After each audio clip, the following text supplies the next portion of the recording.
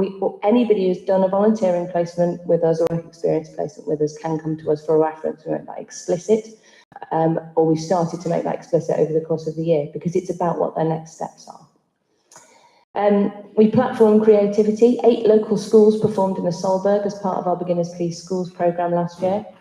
There were 3 in-school performances of our practitioner-led drama clubs, of which there are 3 in local schools. And we also enabled smaller performances from our Stage 65 programme. We worked in depth with some of our home educating families in 25-26, 45 young people directly. This has evolved really into these families having relationships with some of the professional companies who are developing children's work and the educational packs that go with them. So that this work is going to transition into ongoing relationships with creating theatre and learning for young families. And our young ambassadors, this year 11 young people, making decisions in our organisations. This year they worked exclusively on Romeo and Juliet to create those young volunteering opportunities, to create our marketing campaigns and all of the marketing assets that you see for the show, and also to create an insight podcast, 1 episode of which has gone out. So they learned the skills to create podcasts and also give our audiences insight into the processes behind the production. Thank you. Our Older People's programme, a long-running element of that has been Mind the Gap, which is a multi-arts offer.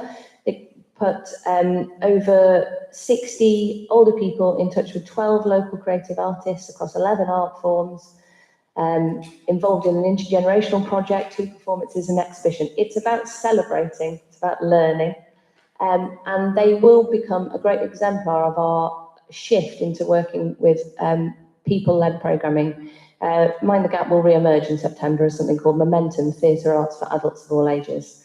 And that programme is led by the people who benefit from it. We work with Silver Salisbury, which is a great opportunity for us to connect with new and more isolated older people in our city. And we had 12 further connections off the back of that event to bring 12 people who would never have connected with us. Their first port of call with us was through Older People's Day in Silver Salisbury. Dance 60 is a resident company at Salisbury Arts Centre supported by the Take Up Part team, specialising in mobility, fitness and creativity through dance. There have been 120 sessions of that across the course of the year, plus 3 performances, including a schools project that they were running.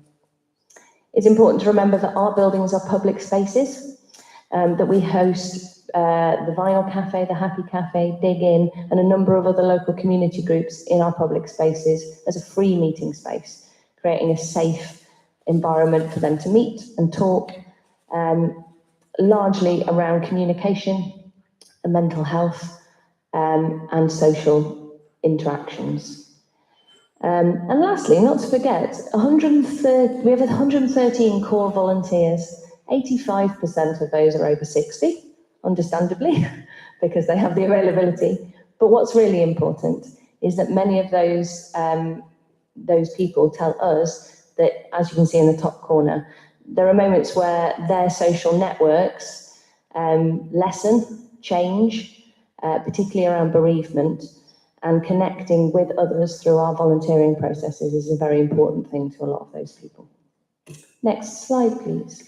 Couple of minutes left, please. Yeah, responding to inequality, we have a range of activities that you can see here, which are based in Bemerton Heath. They are a response to what the community conversations, the community panel, and the young people and institutions we interact with show us that the community wants and needs. It's an evolving list, and we are just in the process of starting a new Aura See-Through drama project on the estate. I think it's also important to say we're able to bring in our other connections and partnerships. So this year, the Well City programme, which we've been part of for a long time, we used our knowledge and connections with the City Council and other local charities and voluntary sector to do a place-based course. That the targeting of the course was delivering it in Bemerton Heath with people who know the residents. Thank you. And we've also developed a number of new relationships and programs over the course of this year that are all about addressing the arts inclusion gap. In special educational needs, again, working with the City Council around LGBTQ youth and supporting that group, and in particular, developing new relationships with the Afghan refugee community. Thank you. I think you will have time to peruse this, but I think you've got a full programme cost there, a full cost recovery, of which, for the Take Part programme that I've outlined, of which the City Council grant is 15%. And I think it is really important to note that that grant leverages directly £6.49 for every £1 that the City Council invests, that we then are able to access through other public funding sources, grants, and also direct income. It's really important that we balance that at nearly 50% of the cost of the programme. Thank you. Our application asked us to report on participation instances. And I just want to note that whilst we haven't quite hit our proposed target for disadvantaged communities, that was because of a switch from large-scale one-off events to long-term weekly sessions with smaller groups of people. Again, you'll have time to peruse our evaluation and feedback statistics, but very, very quickly, 45% of young people intended to take up another activity or volunteering opportunity. 88% of adults felt more confident, 92% had new social connections, 66% of participants aged 14 plus believe that participating with us has directly contributed to them accessing further work or training opportunities. Thank you. I know I'm up against it now, but in this coming year, our programme will be divided into, we'll talk about it differently. Our youth arts programme will continue. You're seeing in the city at the moment our community theatre bringing generations together, but giving young people music making opportunities, workplace experience, performance experience at the heart of the city. And then a big focus for us this year is skills development and pathways to careers. We're developing a technical skills hub in partnership with a ZAP design agency and Major Tom, expanding our young technicians programme and connecting with apprenticeships. We'll continue our level 2 and 3 provision. We will be providing more apprenticeships, careers support and creative careers days, access to work volunteering programmes, and youth music opportunity marketplaces. Next one. I've already mentioned the ORC project, so I won't linger on that. We will continue our children and families work that you will be familiar with, and continue to support through partnerships, youth voice and advocacy work. We've been working with C-Space differently to support their work. Our young ambassadors will continue, and we're working with Salisbury Live around some youth voice and consultation on youth music. Next one. We will be focusing on SEND inclusion, socio-economic inclusion, and place-based or targeted engagement to overcome barriers to participation this year. Working through free access, improving our processes for employment for people from low socio-economic backgrounds, continue to subsidise costs and provide bursaries, and we'll be running inclusive youth theatres, improving our sensory profiling of our activity so that more people feel confident to participate. And you'll note, we will continue our work on Bemerton Heath, but we have a strong ambition to reignite our relationship with the Friary in the coming year. A key thing is we will be developing formalised bridge partnerships to work with people who have specific knowledge of communities who face barriers and to create really bespoke pathways into our programmes and to offer activities back into those communities. Next one, please. I've already mentioned people-led programming, so we will be using the Arts Centre as the primary area for working with community, with a community circle and an artist circle to create and develop the programme at the Arts Centre. We'll continue to provide safe spaces, and we will be celebrating diverse cultures and local people through cultural festivals and an oral histories project that will result in professional projects that centre local voices. It was quite quick. Not bad, the amount of work. Colleagues, can I take it as a given that we're all very, very impressed with the amount of work? Can Can we keep it to questions to Sarah rather than comments, please? Thank you. Yes, Councillor Rideout. It's really exciting to see that you're going to be doing some focus in the Friary. How are you going to do that? What's the plan? By working with the communities team and what they're finding on the Friary at the moment, identifying where our unique skills and offers are the right thing for the community. So it won't be a blind offer. It's starting with the work that's already being done. Brilliant, thank you. Councillor Wells, yes. Just a quick question about engagement. Obviously, engagement is very high. Is most of that engagement through your direct engagement with the community, or is it through engaging with schools? I'd say that there's a balance. Often people's first contact with us is through schools, and that's the case across most arts and cultural organisations, and it's about capitalising on that. We do take a focused approach on particular schools in particular areas where we seek to become just actively familiar faces and trusted people, and that has a massive impact. Our free events are also a massive part of a first point of contact, give people the confidence where you can have a conversation about the existence of bursaries rather than it just being a word on a page. So those become linchpins in the year where we get new engagements. Does that answer your question? Thank you. Thank you.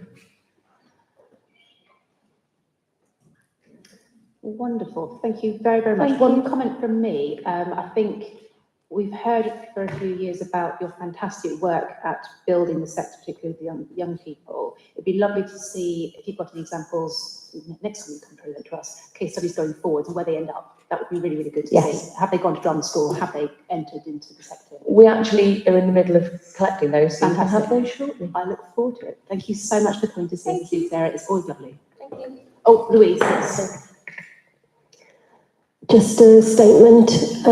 Wiltshire Creative had funding from us for the year that they've just reported on, 24-25, and as a result of the council's budget allocation as of January, conversations with leaders in their parties, and now the production of their end-of-year reporting, that now releases funds for their proposed programme of activity for this current year, so 26-27 up to the end of March of 27.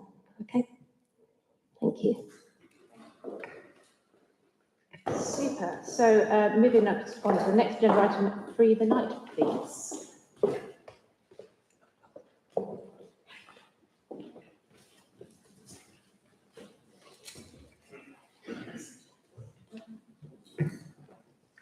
Thank you so very much for joining us this evening. As I say, 10 minutes, please, would be lovely.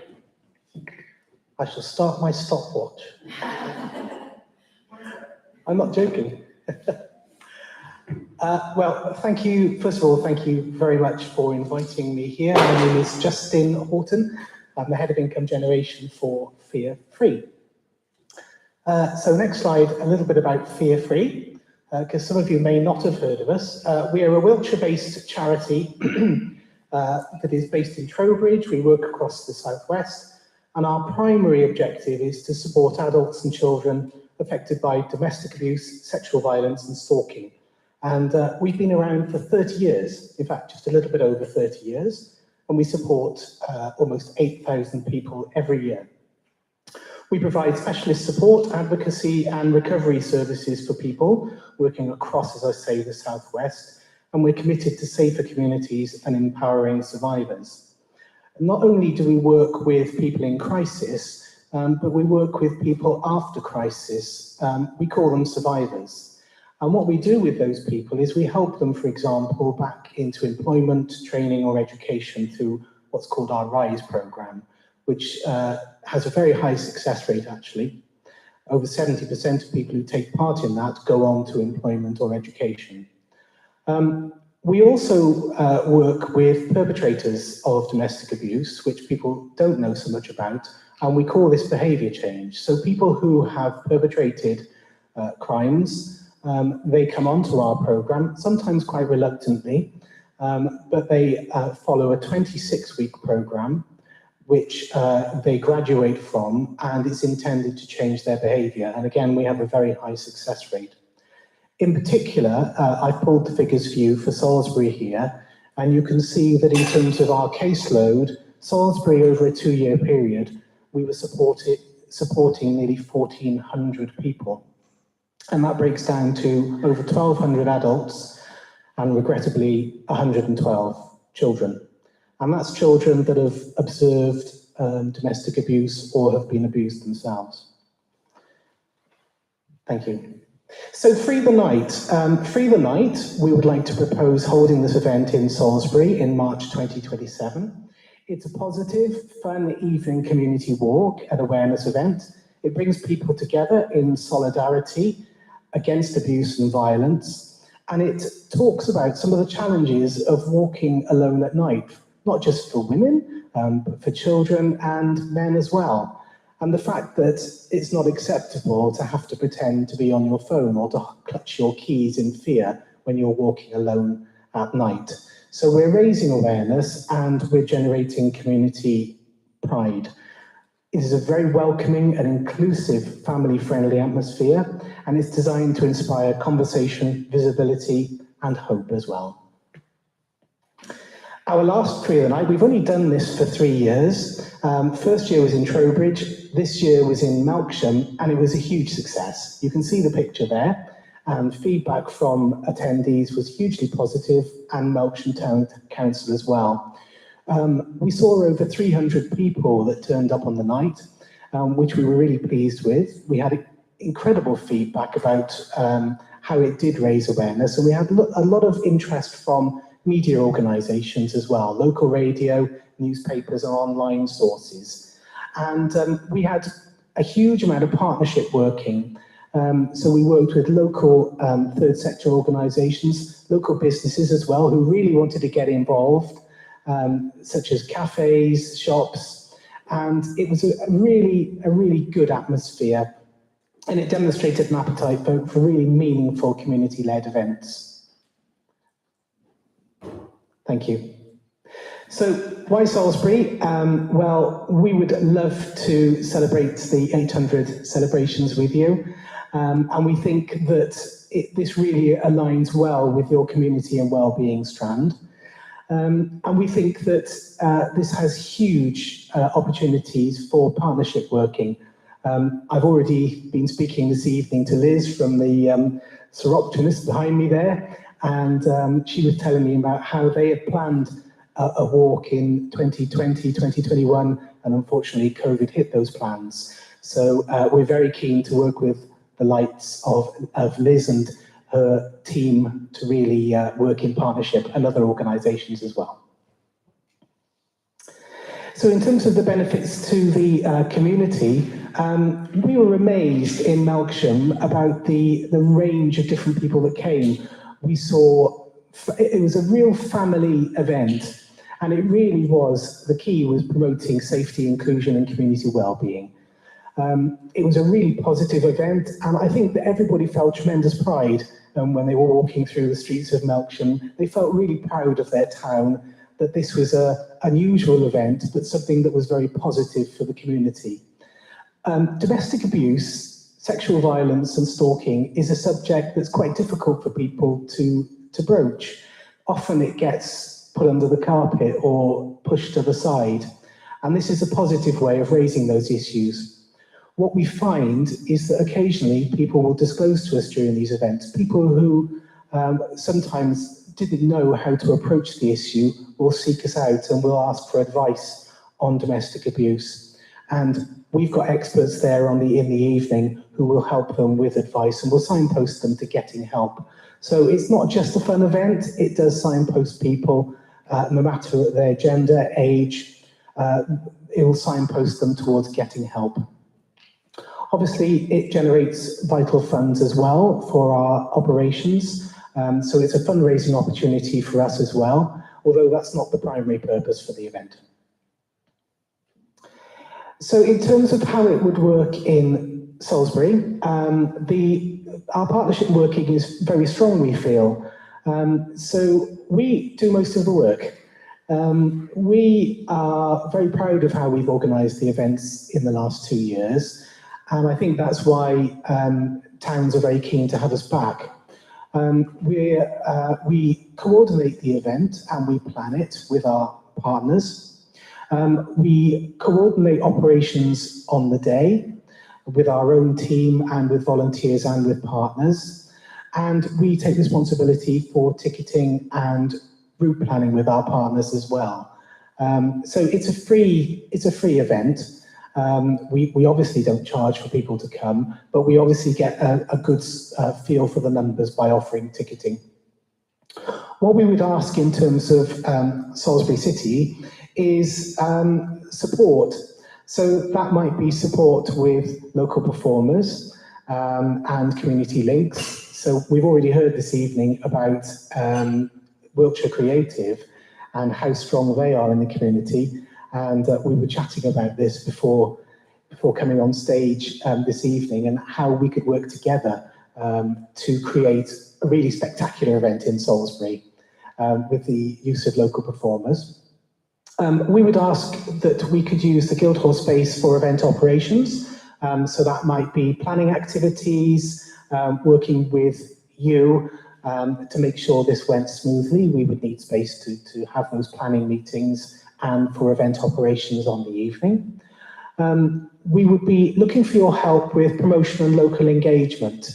Our presence, obviously we're across Wiltshire, but we're a very small team. I have a team of 1.5 people that work with me. So we really would like to use your knowledge and experience to give us a little bit of hand-holding in terms of local engagement and promotion of the event, and certainly in terms of advice and support with route planning. But having said that, Liz from Optimus has already done the route several years ago, so we would certainly welcome that involvement. But we also have experience of working with the local police as well, who are extremely useful in that aspect. And then we would invite you to participate along with our partners on planning and operations meetings so that we can make sure it went as smoothly as possible. And I think I've got 1 minute left.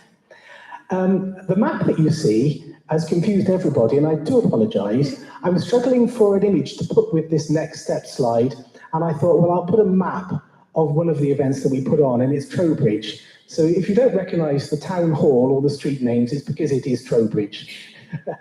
So if we were lucky enough to be permitted to hold this event in Salisbury in March, we'd be looking to work with your officers to explore the feasibility and agree on preferred dates. Why March, I hear you say?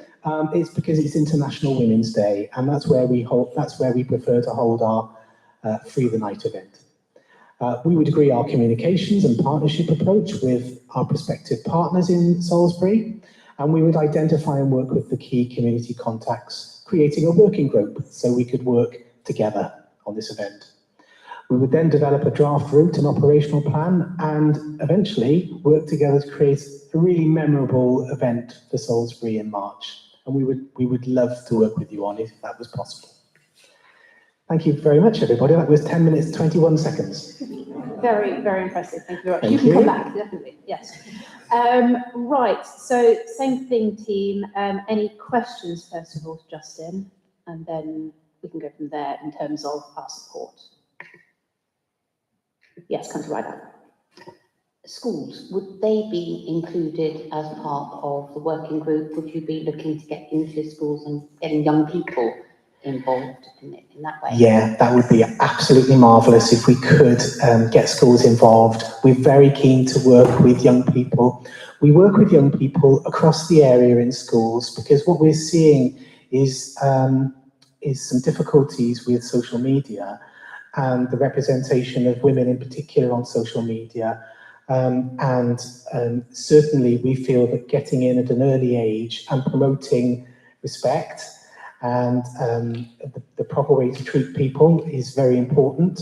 So we feel that this is vital. It was so incredible to see the number of children that came to our Free the Night event, and were asking questions, and we could have proper conversations with them about some of the challenges they face when they're out innocently walking the streets. You know, I'm the father of 2 girls, and you know, I want them to feel safe when they're walking around in the day, let alone the evening. So I think it's vital to involve schools and colleges as well. Councillor Foster? Sort of following up from that, and so you mentioned, communication, partnership, promotion. Yeah. Is there an opportunity to have your charity involved more in Salisbury generally off the back of this idea in the lead up or afterwards? Because it feels, the event's great. Yes. But we don't want it to just sort of flash and finish. So is there a way of building up some more partnership? I won't pretend. We've been through a couple of difficult years. The charity sector has seen, has found it really difficult over the last few years, and Fear Free hasn't been protected from that. It's meant that our teams are smaller and we haven't been able to focus on working in places like Salisbury.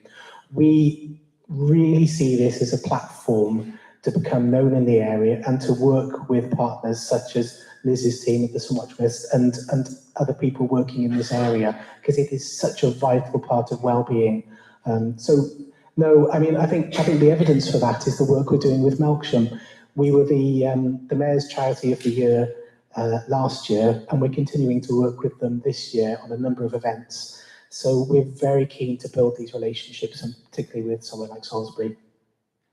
Thank you. No, do look into our grants programme, because again, if you've got an idea and we can support it, then there is some. Thank you very much. Lovely. A couple of things from me, I think, as well. Thank you very, very much. One of the things I was considering about the messaging of it's free the night, which street harassment and everything else, but you're stalking in DA, and of course, half of stalking is ex-intimate and DA is domestic. So how does the messaging work in terms of the charity work that you do, your day-to-day bread and butter stuff, and street harassment? How do the two things fit together? This particular event focuses on the safety of being on the streets and how it's not acceptable for people to be worried when they're walking around our towns and cities. But we very much, and we've seen evidence of this being a door opener for other issues. And as I say, we've had people disclose to us and for us to go on their journey, which is it's hugely difficult for them at the start, but they come out the other end empowered. So we very much see this as a way of opening the door to have very honest discussions, not only about safely being in our town centres or city centres, but also in our own homes as well. And some of those difficult conversations about families and what people are going through behind closed doors. I certainly feel that in Salisbury, that's something we need to have a much wider conversation of. As we've already said, we don't have a huge presence from yourselves here in Salisbury. I'd love to see that change. I've been talking about this for years, and so you've got an absolute open door where I'm concerned. But we don't have an awful lot of real focus on those difficulties that many families are facing here. Yes. And so I would love this to be part of the beginning to the conversation and a real programme of what we do next and the follow-up. And even if it's simply signposting back to your service, a much better physical signposting if it's just in our library, if it's here in our spaces, at Tesco's, whatever. Yes. We'd love to see, I'd love to see you have pop-ups here and spaces in Salisbury. I'd love that. We're very, very keen to do that, Chair. And I was a little bit surprised at the number of cases that we see, which, considering that we're not a huge presence here, it does suggest there's more work to be done there. So I think we're very keen to engage with you. I think, again, we can take this away from here, but I think there'd be quite an easy funded project to do Salisbury specific. Even like on, Facebook Mums Chat, we have a very active, I think it's about 9,000 people now on that particular group. And quite often stories come up of I'm looking for help to leave, to change, to whatever. Yes. It's there. And actually, a lot of the national charities come up. Some people signpost to you, but most of the national charities come up. But I know that the local support that you can offer is so invaluable on top of that national. Yeah, we're very proud of that, Yes. and we're keen to promote it here. What we found, and what we're keen to do, is have a dialogue, if you grant us this, over the next almost year, to talk to you, and we can include those in our discussions as well as the event discussions. So, colleagues, in terms of the requests from us, so support, space, promotion, advice, etc. I will just say, in terms of space, would you be looking for that for free, or would you be willing to pay for that? Is one question. And also, we would have to pass over to officers in terms of dates and capacity of this space. Yes. Because it is a space that is very, very busy. Yes. I think open in principle to working, but those are something that we have to bear in mind. Very happy to discuss either way. In terms of dates, I note that Easter is quite early this year, next year, sorry. So in an ideal world, we would be looking at for the Friday, the 19th of March, if that helps. Fine, we'll pass that one over to officers to discuss with you in principle. But in terms of support for this event, colleagues, are we? Yes, Councillor Foster. I was going to say, throw a hand up saying support, and because of that, flicking through my calendar, we don't meet again for a long time. So therefore, wanting to make sure whatever we agree this evening gives our officers what they need to make sure effectively, almost maybe the next 5 months, we get as far ahead as we need to in that time. What I don't want is to us sort of agree so far and then everything falls apart because, you know, we hit, I think it's October, and that's too late. So I think that's my only comment is yes, and let's make sure we support this sufficiently to give whatever sort of nod is required to move it forward. Can I ask then, Louise, how would you feel about your team supporting this? Beyond, yes, it's a brilliant idea. Yeah, absolutely. This fits in beautifully with our emerging strategy that you're going to be hopefully adopting later on this evening. One of those strands is around community resilience. And we know from the research work that we've done, that our work with children and young people in our youth settings, those difficult conversations about safety, those difficult conversations about dealing with domestic violence, harassment, etc., are so key. We're really, really keen to up the work that we're doing as well with our young people and with our families. I know that SAS have done some brilliant work already, and again, having spoken to Liz, there's much to build on there in terms of good guy campaigns as well, and work that we're seeing emerging from the Netherlands in terms of conversations about how do people witnessing harassment respond and support communities to fight back in a safe way, but also directly if people are experiencing harassment, what can they do to remain safe? In our strategy, it talks about increasing reporting routes and so on. So this is an absolutely beautiful tie-in. In terms of the timing, you know, I'm talking at the end of the meeting tonight about our team and resources and capacity, which remain as challenging as ever. But yes, this is absolutely essential to the work that we want to do. So I believe we should find a way to make this work. Did you have anything to add there? I saw your hand start to wiggle. Did you? You had anything to add? No. Okay. So I think therefore you've got officer support in terms of practicalities. I think you've got councillor support in terms of event and will. So yes, you have our support here. Please speak with Louise and her team.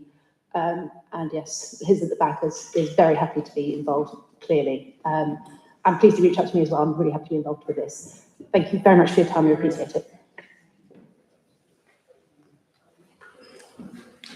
Apologies, I'm told I've got to vote on this. So I will nominate that we support this. Would anyone like to second that? Thank you, Councillor Foster. Can I have a show of hands if we approve this? Lovely. Thank you. Sorry, Andy.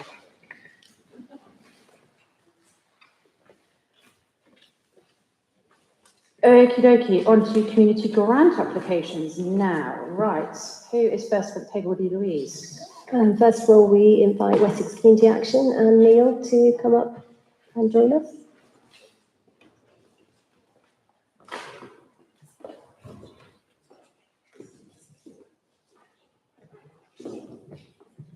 So a reminder to committee, you've had the grant application paperwork, but Wessex Community Action came to see us before year end last year, and the conversation was taken forward about them bringing forward an exceptional grant bid, which would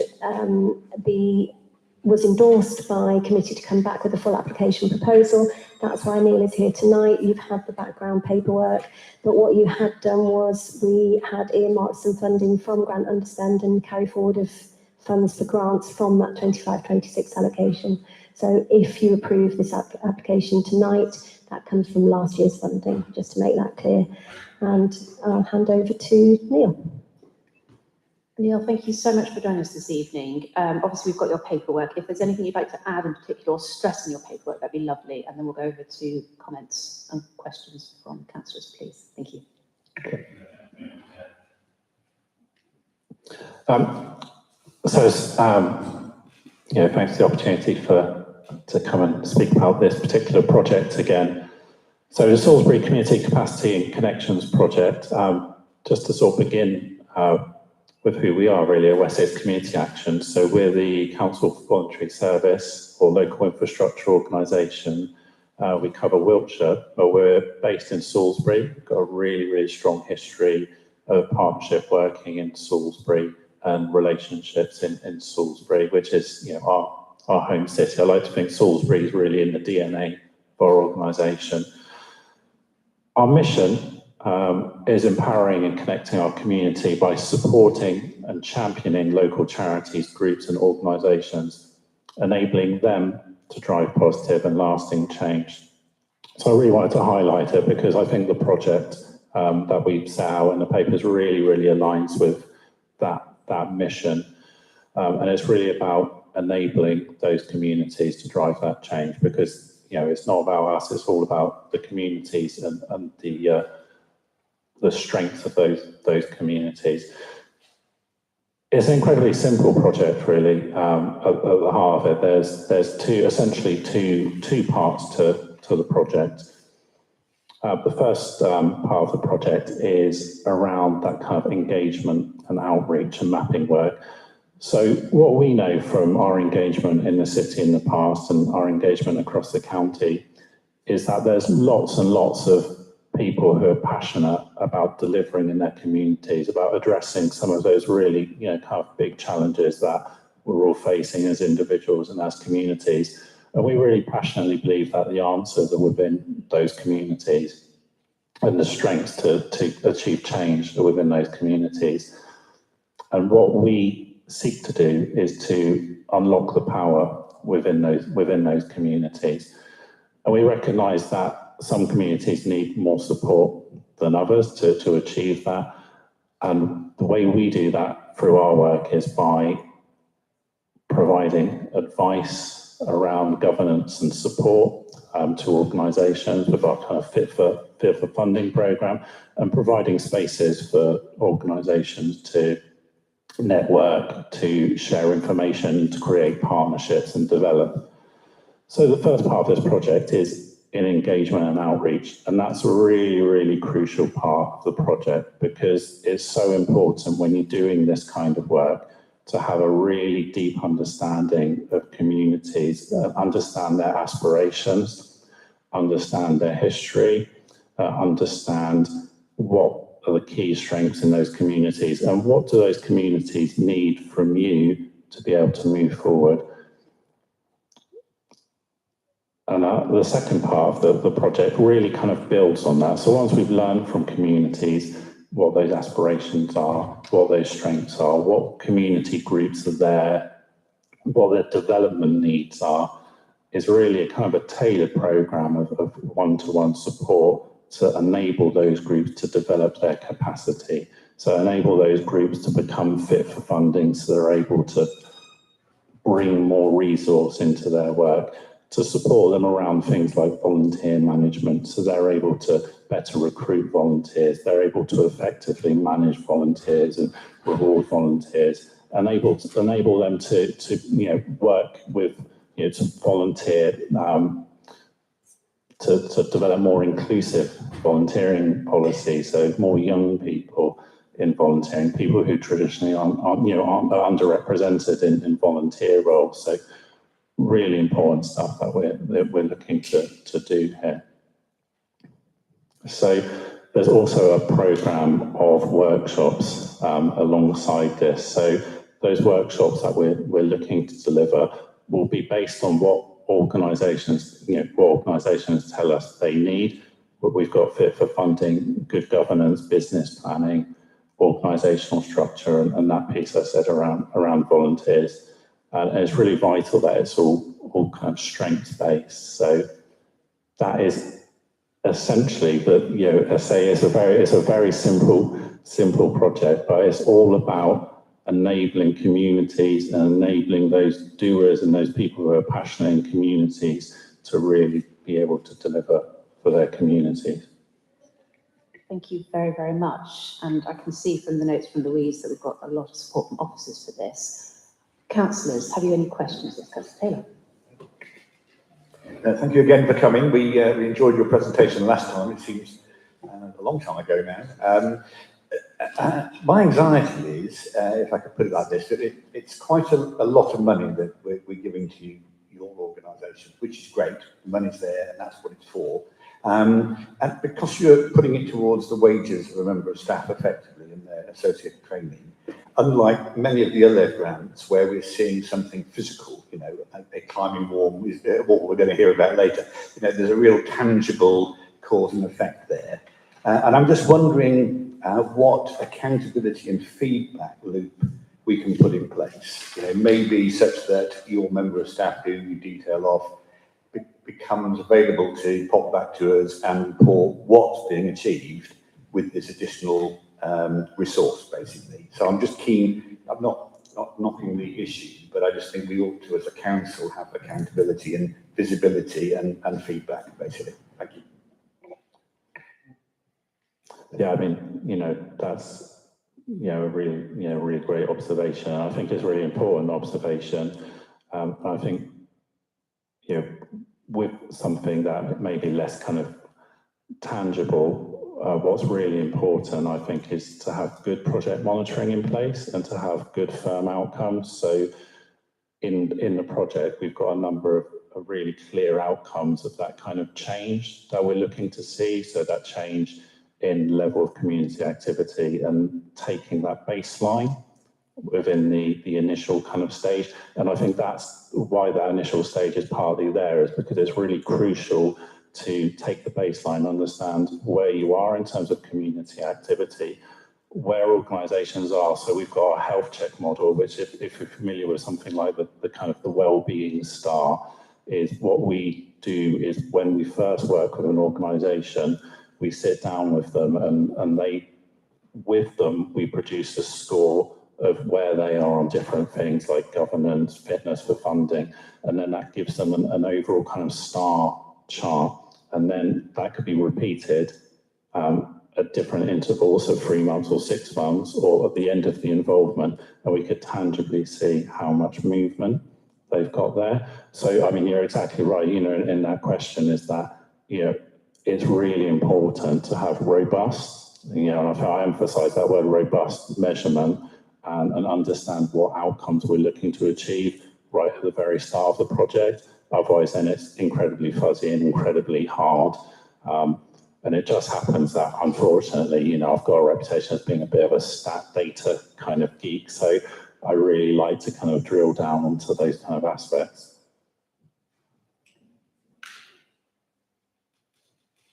Louise, you've got your hand up, yes.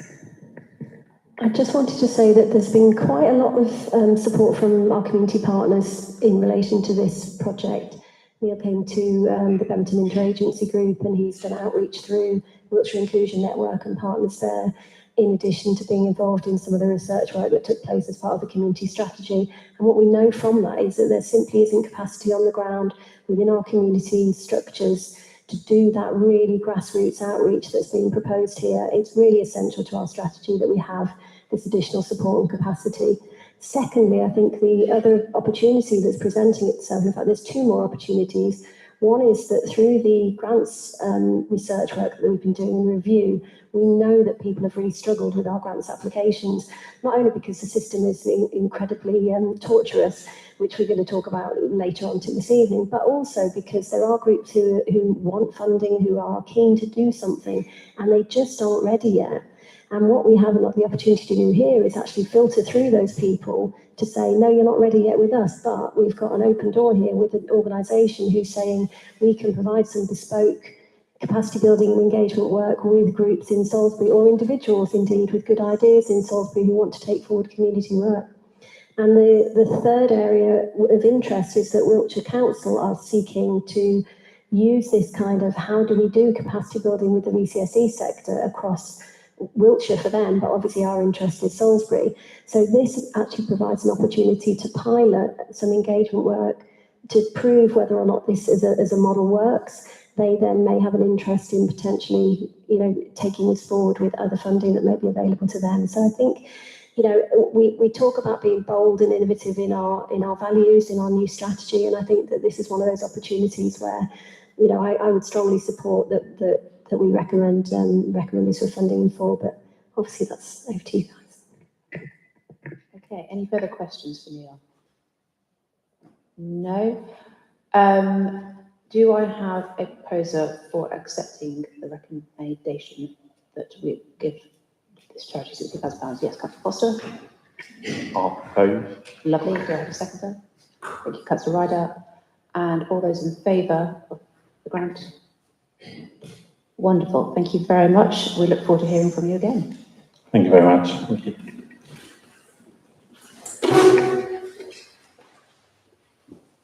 Okie dokie, on to number 2, Harnham Church.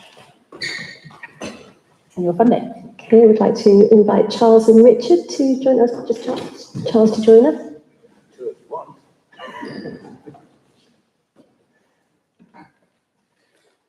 I think this is a relatively simple application compared perhaps to other things you've been discussing.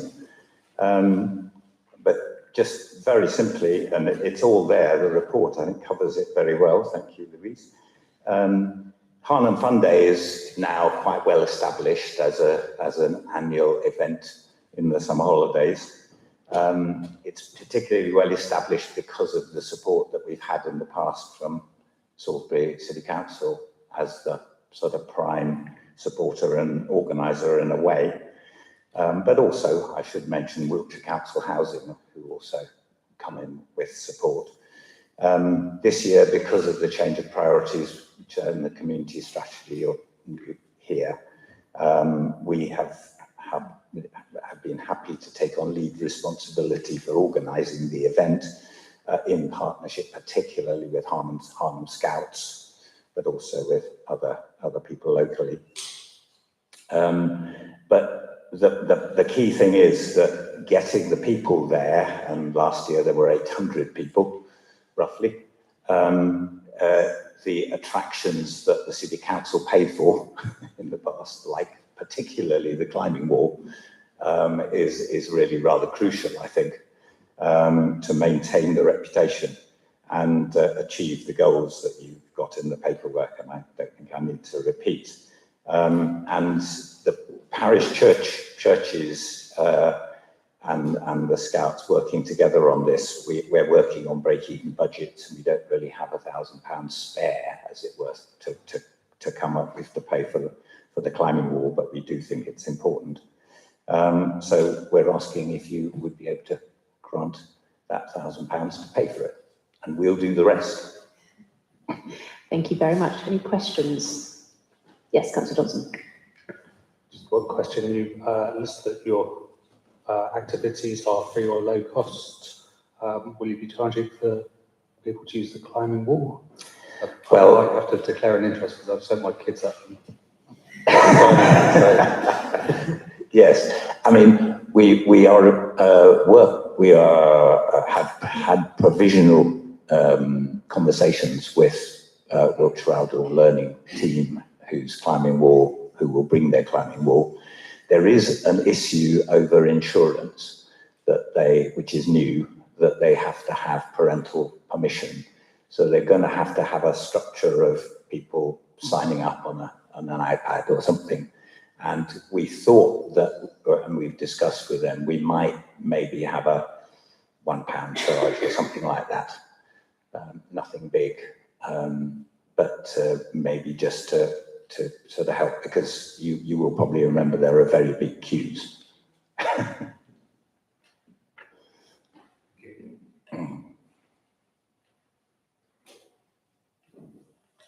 No further questions? What's the date of this year's fete? Saturday, the 25th of July. It's the first, basically, it's the first day of the school holidays. Ah, very good. So we're grabbing people before they go on holiday, we hope. Wonderful. Okay, if you've got no further questions, do I have a proposer for this grant of £1,000? Thank you, Councillor Taylor, and seconded Councillor Wells. Wonderful. And all those in favour of the £1,000 for Collingwood? Lovely. Thank you very much. Thank you for your time. Okay, moving on to Wessex Multiple Sclerosis Therapy Centre. Please come and join us.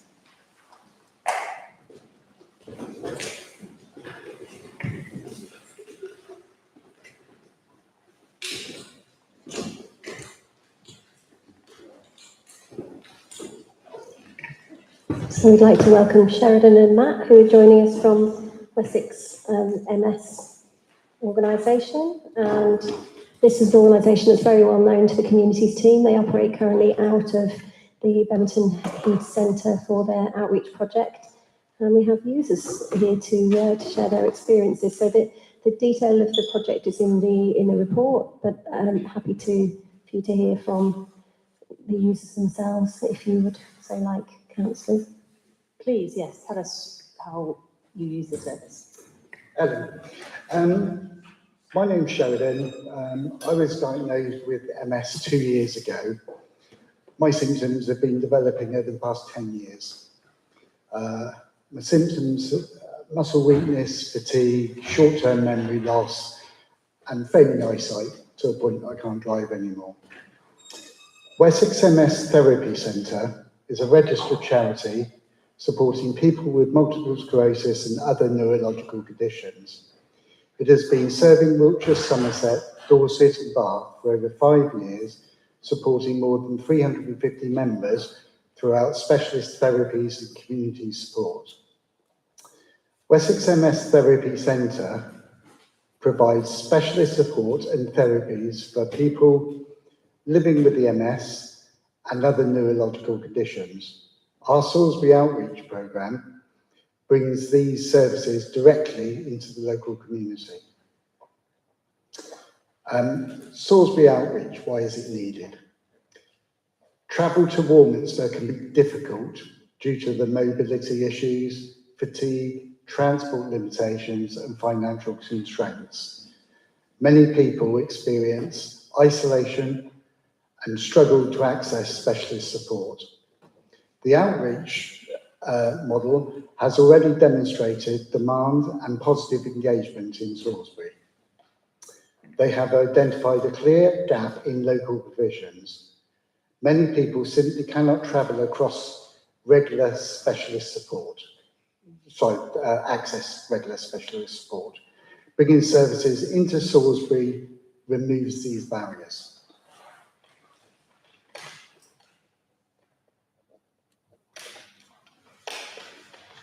Sorry. Right. With your support, we can continue delivering a proven and much needed service that improves well-being, reduces isolation, and ensures Salisbury residents living with neurological conditions can access the support they deserve.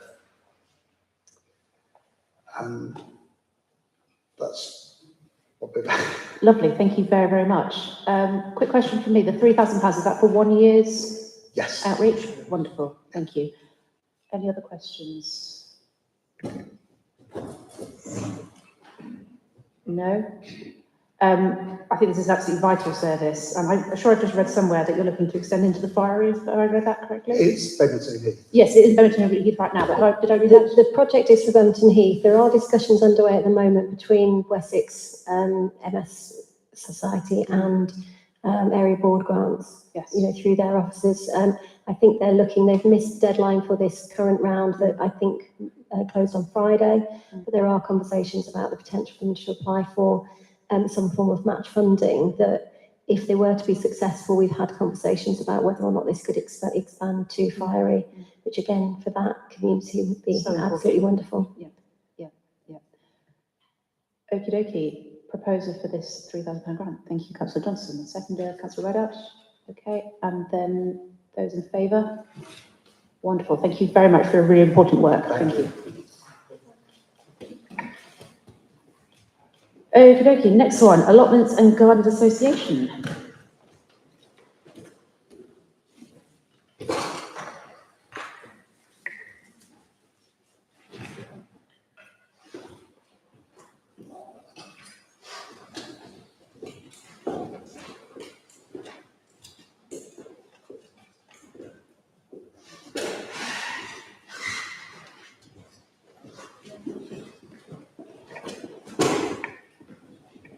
I'd like to welcome Helen and Lindsay from the Allotments and Gardens Association of Salisbury. Hello. I'm applying for help with the best allotment competition and this best scarecrow competition, which which we've taken over running from the council over the past 2 years. It's grown, and last year it was very successful. Has involved doing things like training judges for the allotments, to judge the allotments so we can make sure we're doing it fairly and things, and which involves taking people off to Sparshall to teach them how to judge allotments. Mostly what we're trying to gender is the pride in having an allotment and the fact that people that have had them for a long time have got a wealth of knowledge and they share this quite informally, but by doing the best allotment, we can encourage new people to demonstrate that they can learn very quickly and look after their plots and really enjoy themselves and be proud of what they achieve, usually in a very short space of time. The other side of it is that it does worry people sometimes, but what we want to do after this competition is to ask the winners if they would mind doing behind the allotment gate type thing, so they can show people what it is to have a winning allotment. It won't be perfect, it won't be Monty Don standard, it will be a working allotment that they're proud of and productive. The other thing we've seen over the years, we're getting a lot younger people taking on allotments with young children that are fascinated by growing and want to grow themselves. At the moment, we haven't got a category for a specialist child bit, so we have a scarecrow competition, mostly supported by the adults, but the children are very interested in the scarecrow competition.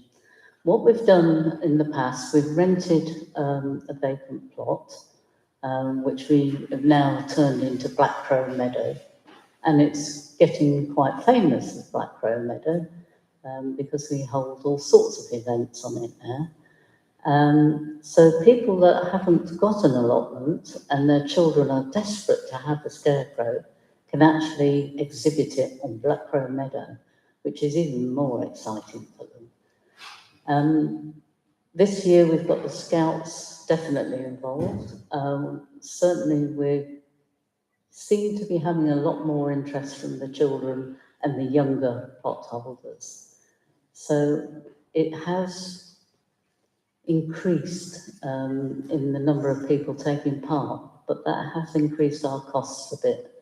And I'm really looking to try and give reasonable prizes.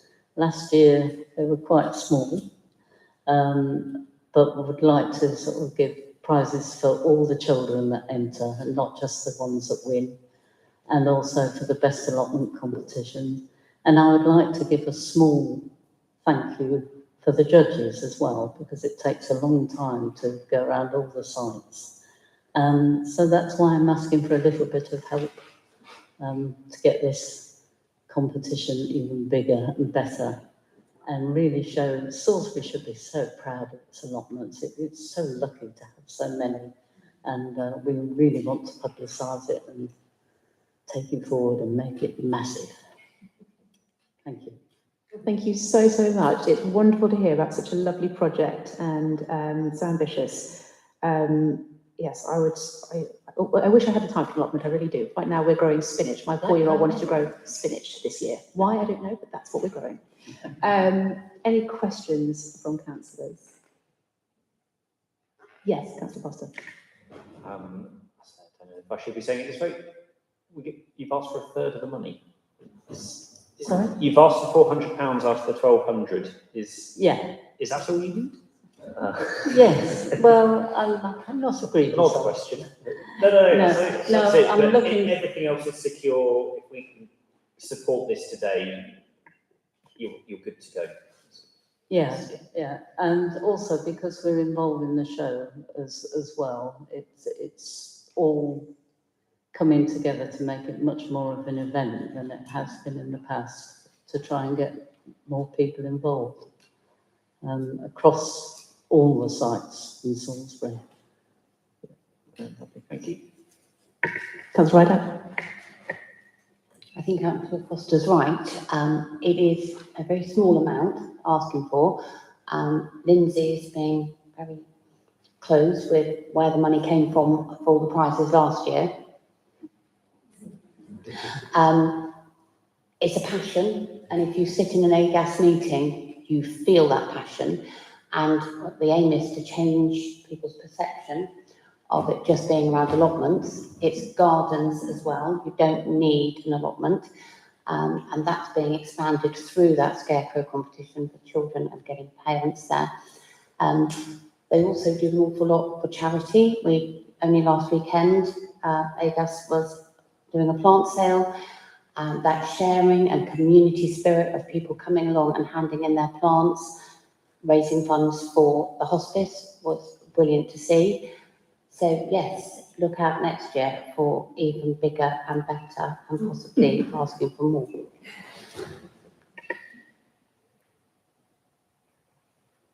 Wonderful. Councillor Ryder, as you sit on this, I'm going to ask you not to vote on this. I think that's probably sensible and wise. But otherwise, can I take a proposer for this very modest sum? Yes, Councillor Foster. A seconder?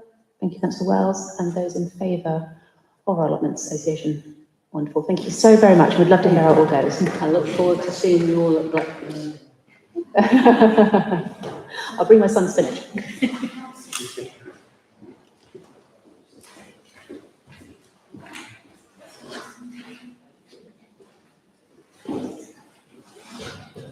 Okie dokie, and last but not least, imagine this, please. Well, if we could have Rebecca and Kirsty join us, thank you. So Rebecca and Kirsty have got a presentation to present their project and a bit more about themselves to you. And then obviously we've got the documentation about the funding itself in your packs. Hand over. I might just add our tummies have been rumbling over there, and so we're hoping that the mic is not going to pick up those rumbles this evening. Hello everyone. Thank you so much for inviting us to speak this evening. I'm Kirsty and this is Rebecca, and we are the founders of Imagine This Early Years and Family CIC. We're here to tell you about our Generations Together programme, an intergenerational programme that brings together young families and older residents across Salisbury to tackle loneliness, improve well-being and strengthen community connections. Imagine This was established to provide support for children, families and communities in Salisbury. I should add that we both live in Salisbury and we both grew up in Salisbury, and we're very passionate about making it a better place for everybody. We have been operating our Generations Together programme across the city since 2018. However, we have recently found our home at the Hope Centre in Salisbury, and for the last 18 months we've developed a trusted and welcoming community hub. We've built strong partnerships with health professionals, care homes, churches and community organisations, and we are increasingly seen as a place where people can seek support before reaching crisis point. We have 4 key focuses at Imagine This: early help and family support, school readiness, Generations Together and the circular economy.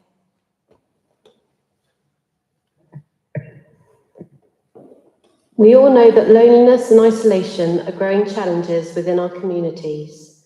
Many older residents in Salisbury have limited opportunities for social interactions, particularly during the winter months when mobility, health concerns and bad weather can increase feelings of isolation.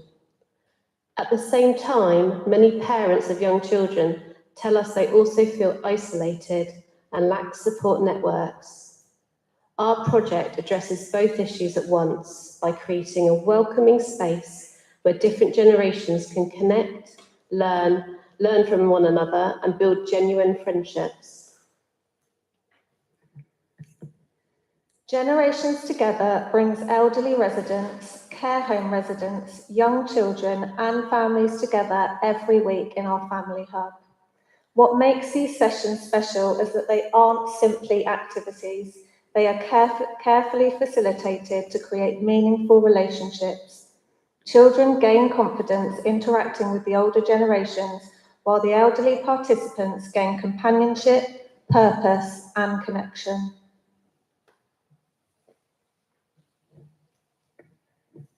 This project is not a new idea. It has already been running successfully for 18 months.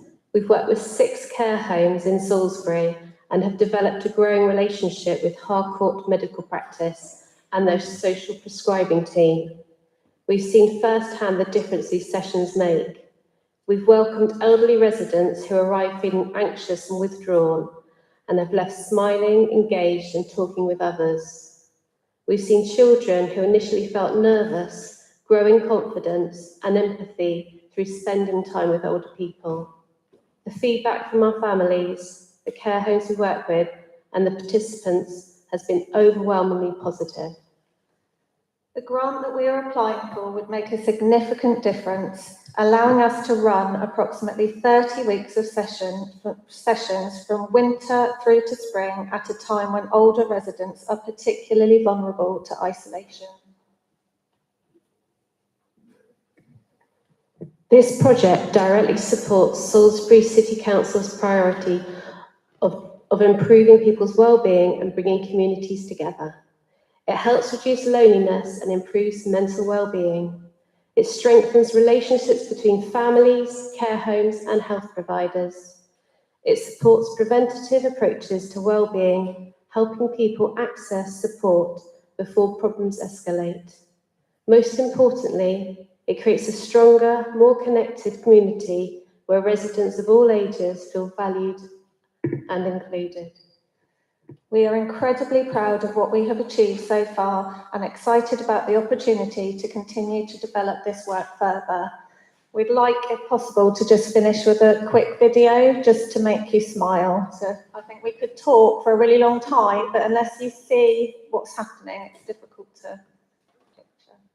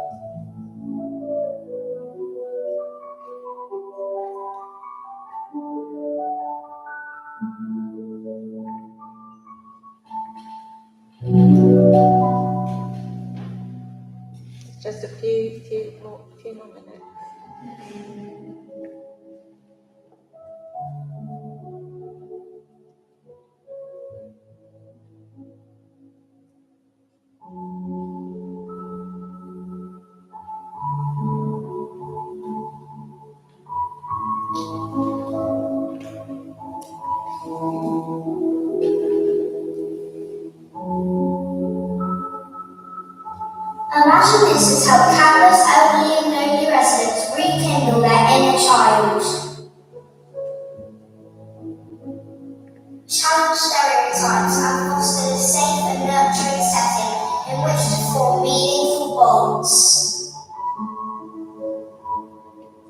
We have encouraged improved communication skills and increased empathy amongst the youngest participants.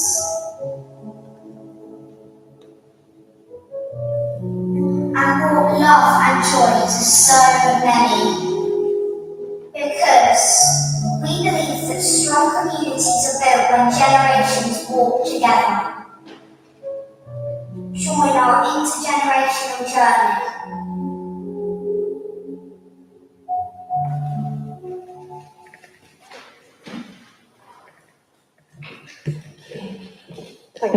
Thank you very, very much. Yes, Councillor Taylor. Thank you. It was a great presentation. I'm glad you found a home in the Hope Centre, a building I've had a lot to do with over 2 or 3 decades now. I'm only annoyed with you for not inviting me to visit. I shall catch you on the way out and put a date in the diary. No, I think this initiative is fantastic. As an old man myself now, I know that playing with my grandchildren is the best buzz of the week. So you can just see it works incredibly well. So thank you for your presentation. You've got my support. Councillor Wells. Yeah, clearly a very worthy organisation, and funding is definitely something which I would support. But a question for you, and you don't have to answer it now, is that do you think there's anything that the City Council could do to increase engagement by other means rather than just funding? I'm not suggesting for 1 minute the funding isn't important and worthwhile, but I'm just wondering whether there may be other things which an organisation like Salisbury City Council might do to enhance that engagement. You probably have ideas already. Well, this is something that we were going to actually add at the end to say, aside from this grant application, we would really welcome the opportunity to work really closely with all of you, because this is just such important work, and it's kind of, Kirsty and I are at the helm of it. And it's difficult to get the word out. Although we do have very good engagement, we have a lot of families that really rely on us in the hub. But absolutely, we need to be working closely together, I think, to develop it further and get the word out there.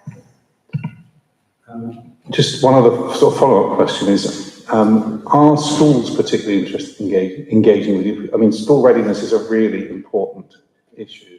Certain children find it difficult to settle into school. Have you been approached by schools in any way to support that process? Yeah, we've worked with lots of our local schools.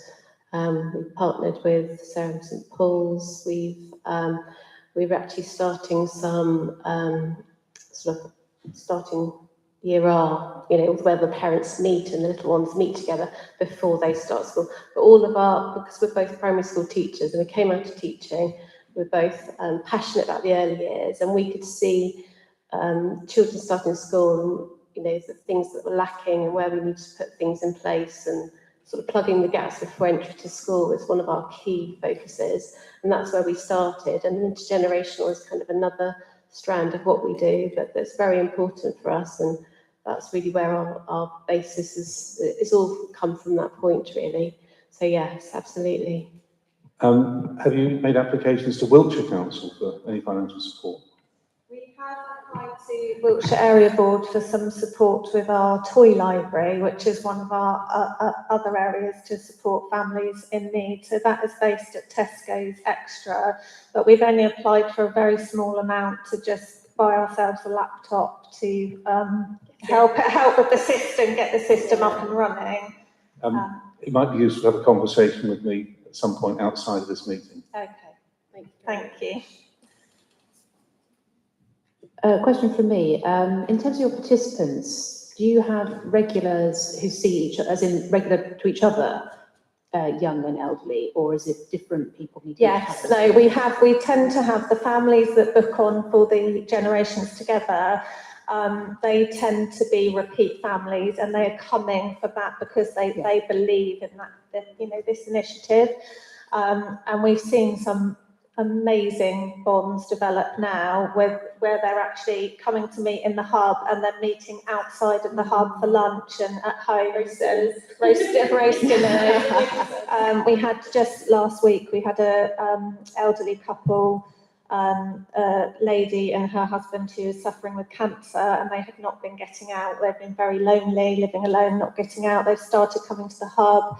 They've developed a really strong relationship with a little boy called Bertie, and he came last week and gave Sue a bunch of flowers. And so we try to get those parents involved on a repeat basis so that those relationships really do develop over time.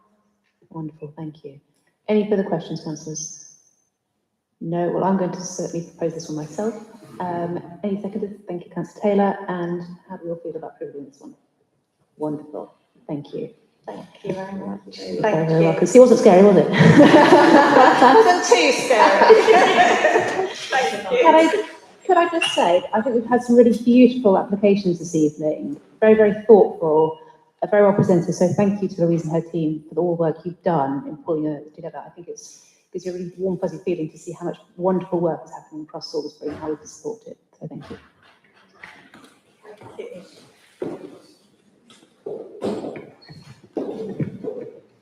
So, moving on to more warm and fuzzies, the community lottery, please, Louise. Okay, this is a relatively simple one. So the report summary is that you are asked to note that we wish to approve BU as a new good cause, approve the removal of Home Start South as a good cause, and acknowledge possible risk in response to the newly established Wiltshire Community Lottery, and a follow-on action from our last committee when you wanted the communities team to do some further work to update on the promotion of Salisbury City Community Lottery to potential future good causes. So just a brief update on all of those.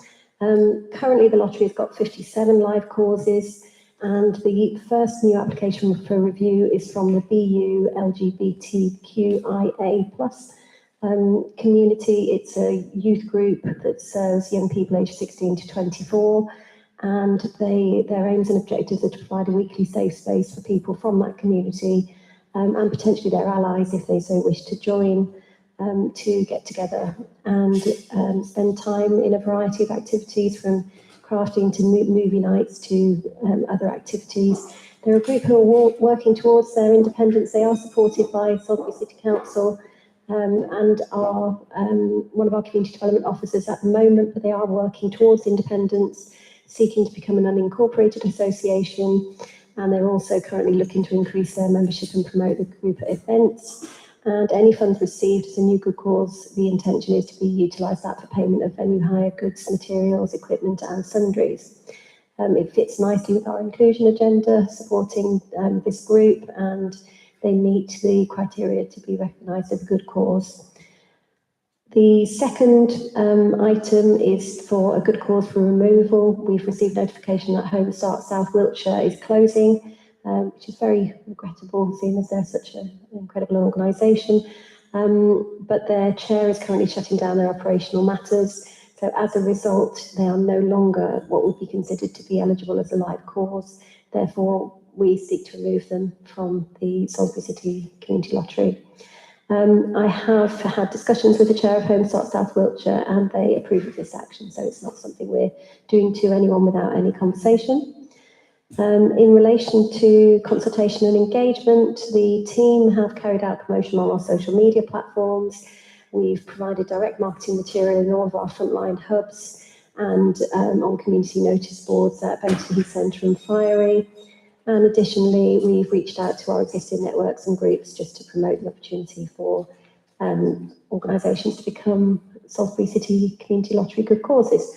I think we've had one new application since, which you're hearing about tonight, but we will continue to promote that opportunity as part of our wider communications work. And finally, an identification of what could be a potential new risk, or maybe not, to our own lottery, which is the launch of Wiltshire's Community Lottery.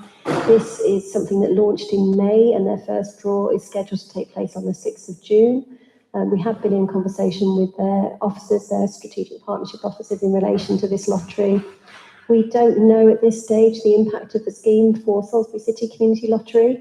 It could be that good causes wish to move to the Wiltshire scheme. It could be that our current players could choose to join the Wiltshire scheme and put their put their ticket sales to them.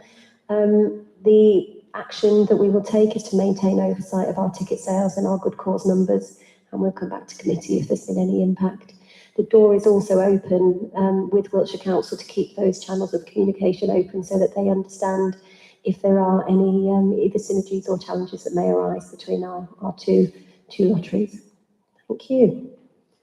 Thank you, Louise. Yes, the Wiltshire Community Lottery, I was only thinking earlier, I think this was the first of maybe 3 areas where Wiltshire is looking at Salisbury as a pilot area and then growing and expanding our work. So West Community Action being another one that we could well see, which is positive and exciting that we're doing great work that they want to then emulate and grow. But it will be interesting to see how the 2 lotteries work together and whether ours might need to change if theirs is going to grow and expand or what. So it'd be interesting to note. Any questions for Louise on this? No? Okay. I'm just going to, so 2.3 and 2.4 are noting and acknowledging. So are we happy to note and acknowledge 2.3 and 2.4? Okay. But approving the use a new cause and approving the removal of home start, which they have agreed to. Can I have a proposal for that? Thank you, Councillor Foster, and a second for that. Thank you, Councillor Rideout. And are we happy for B to be accepted on and home start off? Lovely. Thank you very much for that.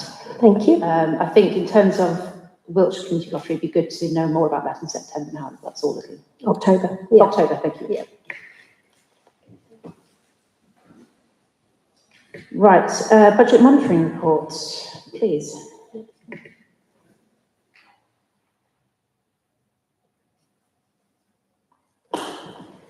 Okay, so another one that is pretty factual. So the report provides committee with a statement of income and expenditure, comparing the actual expenditure and income against that budgeted for the whole of the financial year. You'll be aware, councillors, that any budget heading showing variances over £20,000 are discussed in the report. And we present these budget monitoring reports to every committee using the latest available monthly budget monitoring information in accordance with Financial Regs 4.8 and the resolution of full councillors meeting on the 4th of March 2024. And the recommendation is simple. It is that the committee notes the outturned financial position at the year end. You will note that we don't have any variances that exceed the £20,000 for any individual revenue cost centre. Therefore, there are no explanations required for this report, and there are no capital or project cost centres for committee this year. Thank you. Any questions? Yes, Councillor Dawson. Just a quick question on the variances. I know that figure is something we discussed at other meetings, but the communities team deal with quite small budgets. So to overspend by £20,000 or underspend by £20,000 is significant. Do we think that maybe that's something that we could revise or at least I'm sure you would draw our attention to anything that was particularly notable in the report anyway, but I was just asking the question, do we need to lower that limit? I think it's a valid question. You're quite right. You know, we do have smaller margins than some of the other departments with much larger budgets. And I think that I have reported before on variances that are underneath that £20,000 if it's been something that I've been alerted to keep an eye on. So I'm very happy to continue to do that. Anything that I've got concerns over to bring to committee. Perhaps we'd like to propose move to a percentage as opposed to a flat 20,000, but we can take that away and think about it. But it's a good point. Anything else on budget monitoring? No. Oh yes, Councillor Foster. Yes. I've had long to look at the numbers now. I think I've raised it before. It's just my mind and my aging. Things like we give the money to communities to spend. We've got £15,000 here we could have spent, and then particularly as they are amazing, I love it, lunch clubs that we expected to cost council money, and we've come away with the money back and more. And So I guess there's sort of two parts. One is sort of specifically, I guess this is something you will continue to look at and it improves budgeting planning for future years. Fine. But also, you know, as it's understood last year, there were reasons why we didn't spend all the 15,000 then the council, making sure that we do as much good as we can in the future to spend every penny, because we'll lose it otherwise. Absolutely right. And when I get to my verbal update on communities, you'll understand why some of that money hadn't been spent in relation to capacity and officers and programmes. Interestingly, one of the things that was of interest for this outturn budgeting report for this year end is where some of the previous forecasting was kind of a bit out. So we now have monthly meetings with finance to look at those and actually make sure we're predicting a lot more accurately in terms of our forecasted spend.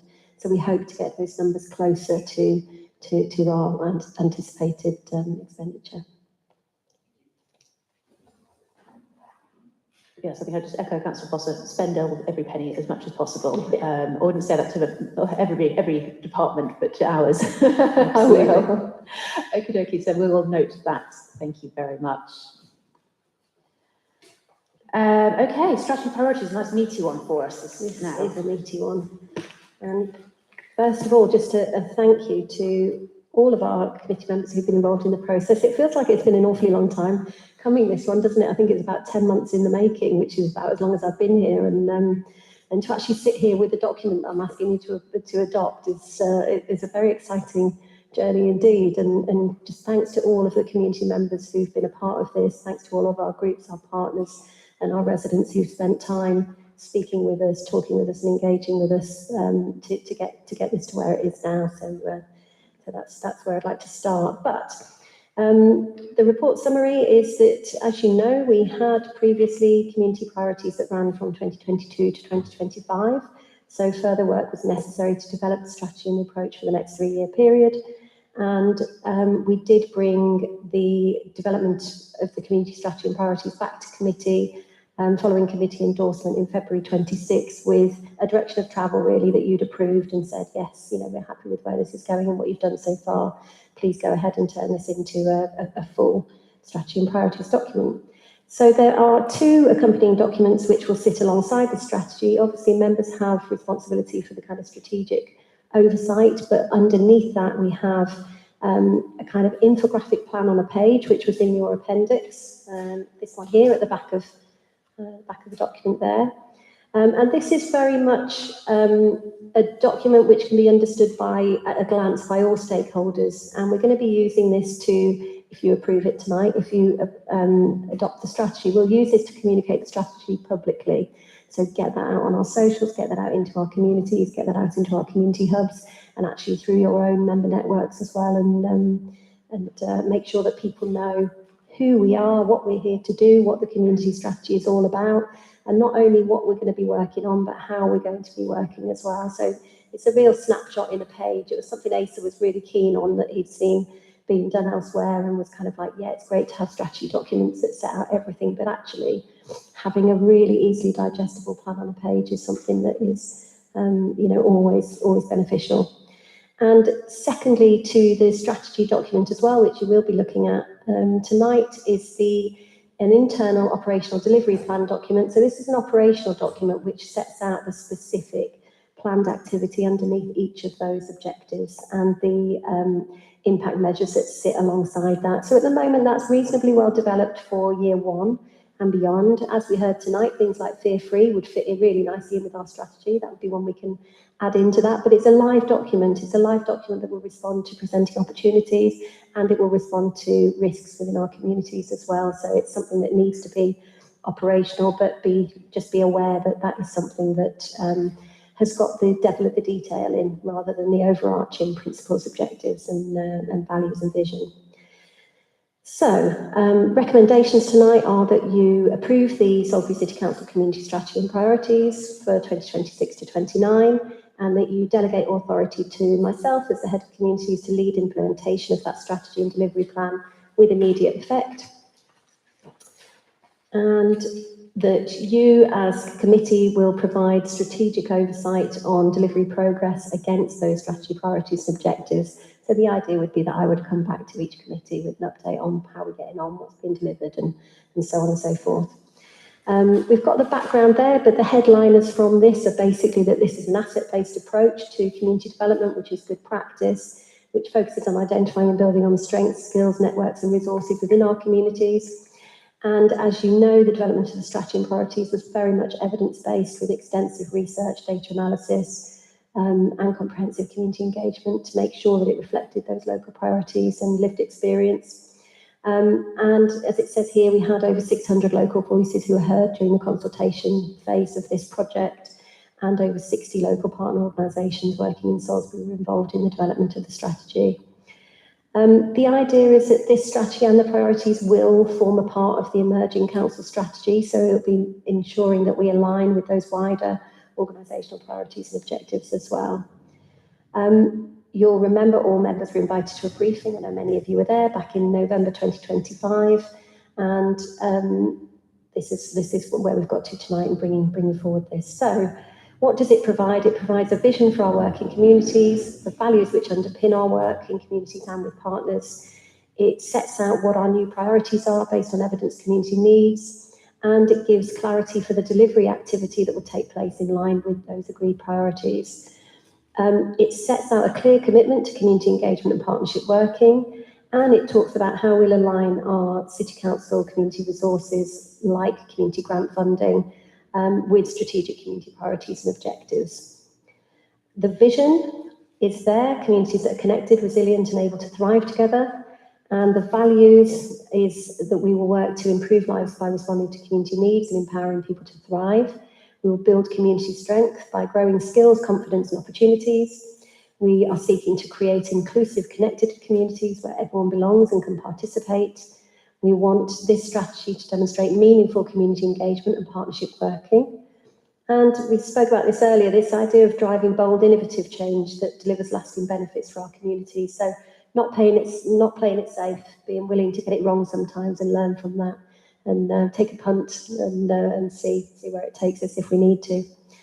So the priorities that have emerged are to reduce inequality and strengthen community safety and resilience, positive futures for children and young people, and vibrant and connected communities. The delivery approach remains unchanged from that agreed by committee back in February 26. So building on strengths and resources, people involved in shaping and delivering activities, and the council will seek to attract external funding and improve access to grant programmes that support these priorities and local initiatives. And we will be regularly monitoring progress and impact to ensure we have accountability and continuous improvement. So what is it going to do for us, this delivery approach? It will provide a clear and consistent framework for our community-focused work, both across the council and with partners. Residents will be more actively involved in shaping and delivering local activity. But also adopting the strategy at this time. It says endorsing there, and actually we are talking about adopting, so can I make that change clear for the minutes, please, Andy? Adopting the strategy at this time will enable the communities team to move forward with delivery from 2026 onwards using an agreed framework and agreed priorities. And having that in place now ensures the effective planning investment and a timely opportunity to respond to those emerging and current community needs over the next 3-year period. We did consider a number of options. There's the do-nothing approach, there was the kind of a light touch engagement approach, but very much our preferred approach is the one that we've taken here, which provides a consistent, targeted and evidence-based approach to community development and engagement, improving outcomes for communities while making best use of existing strengths, resources and partnerships. So the financial position is that the delivery of the strategy and associated delivery plan would be achieved within budget as approved in annual council budget setting. We talk about securing external funding and shared partner resources where we can to support delivery, working collaboratively. We've already had some successful bids for communities work this last year or the current year that we're working in, which has helped address some of the resiliency concerns that we do have in our stretched community staffing.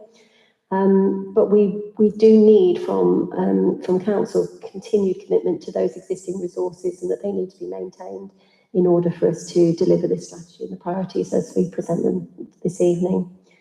The strategic approach taken offers value for money. It should improve effective delivery, focus efforts on work that's needed the most, reduce duplication and waste, and maximise opportunities for community-led and partner activity to make the most impactful difference to Salisbury communities. And I was really enthused that we had Charles here from the church and talking about how Harnham have taken forward that work themselves, you know, and it is that kind of initiative where we want to have more community-led activity, where we provide that kind of arm's length support and engagement and facilitation, but we don't have to run everything ourselves.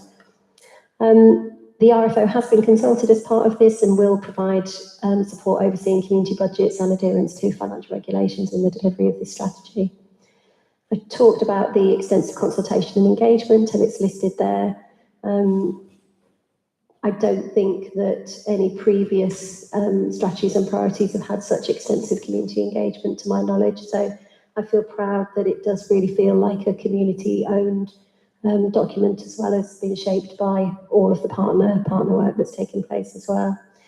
Communication and engagement will remain central to the delivery of the strategy in the future, and as I say, it would form a part of the Council's plan, with the Communities Committee reviewing and approving any associated community policies, and it aligns with our grants policy, which we'll be talking about later, setting out the approach to funding of community activity in line with our strategic community priorities. And it's anticipated that if adopted, this strategy and associated delivery would come into immediate effect. The implications are set out, and in the appendices you have both the full community strategy and priorities document and the plan on a page. What I would say is that we do still have some very minor tweaks to do to the strategy. We want to improve some of the image resolutions within the strategy itself, and there may be the odd little typo that we've missed. It's also going to be made into an easily readable version for anybody with accessibility issues to be able to read that as well. And we need to make the QR codes that are on the plan on the page go live to feed back into the main community strategy document.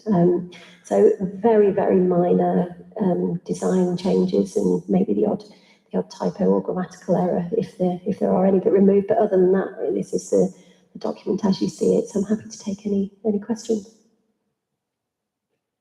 Thank you very much, Louise. This has been a huge piece of work. I know colleagues here have been very involved with it. Obviously, this document is done now, so we're not commenting on changes that we want made to the document, but do we have any questions on the strategy? Thank you, Councillor Foster. As I say, yeah, not on the strategy almost, because that's done. But on the very last point there, you're saying about sort of accessibility of the document, will there be sort of physical versions in locations to allow people to sort of come in and see it? Because again, I think it's so great. Yeah. We want to make sure anybody gets that opportunity and not just, oh, you've got to go online and see it this way. So yeah, just curious. Yeah, absolutely. We intend to have a number of physical print copies of the entire strategy and community hubs that people can use as reference documents. In addition to that, we intend to do some leaflet drops of the plan on a page quite extensively, particularly within our priority neighbourhoods. But we'll look at our budget to see how far we can stretch that and take that as far as we can.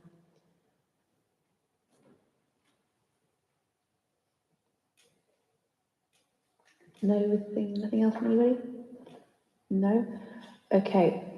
Louise, thank you very, very much for this. Okay, so we've got 3 recommendations here: to approve the strategy and priorities, to delegate authority to Louise for it, and to ourselves provide strategic oversight. So you are going to bring this back now as a standing item, I assume, going forwards? Wonderful, that would be great. How can I propose it for those 3 recommendations en masse? Thank you, Councillor Rideout. Councillor Wells to second, yes. And then, are we happy to approve those 3 recommendations? Lovely. Thank you very much, Louise, for that one. Would it be like a comfort break? We are getting towards 2 hours in. Is everybody happy? Would it be like 5 minutes? Are we happy? Okay, we'll carry on.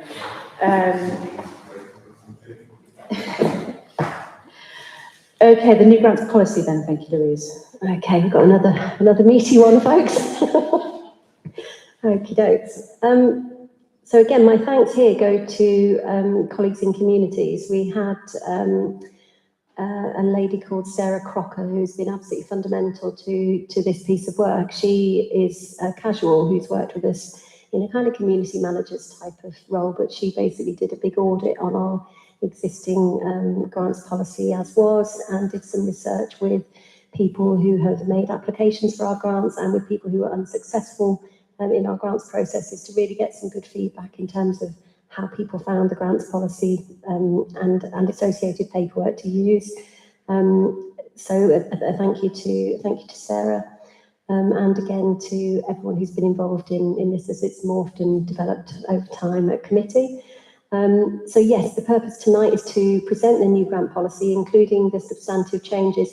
It was such a number of substantive changes that the advice from governance was, rather than red pen it and do the before and after versions, it was, we would end up with a nonsensical document. So it was felt that a clean copy for yourselves with me presenting the substantive bits of the report might be the most digestible way forward as far as this committee. So it's recommended that committee approve the new grant policy for adoption, and to note that there is a revised grants procedural document and a grants application form which will sit beneath this policy. And again, as with the strategy, they're operational documents that will improve the way that the process currently works for our applicants.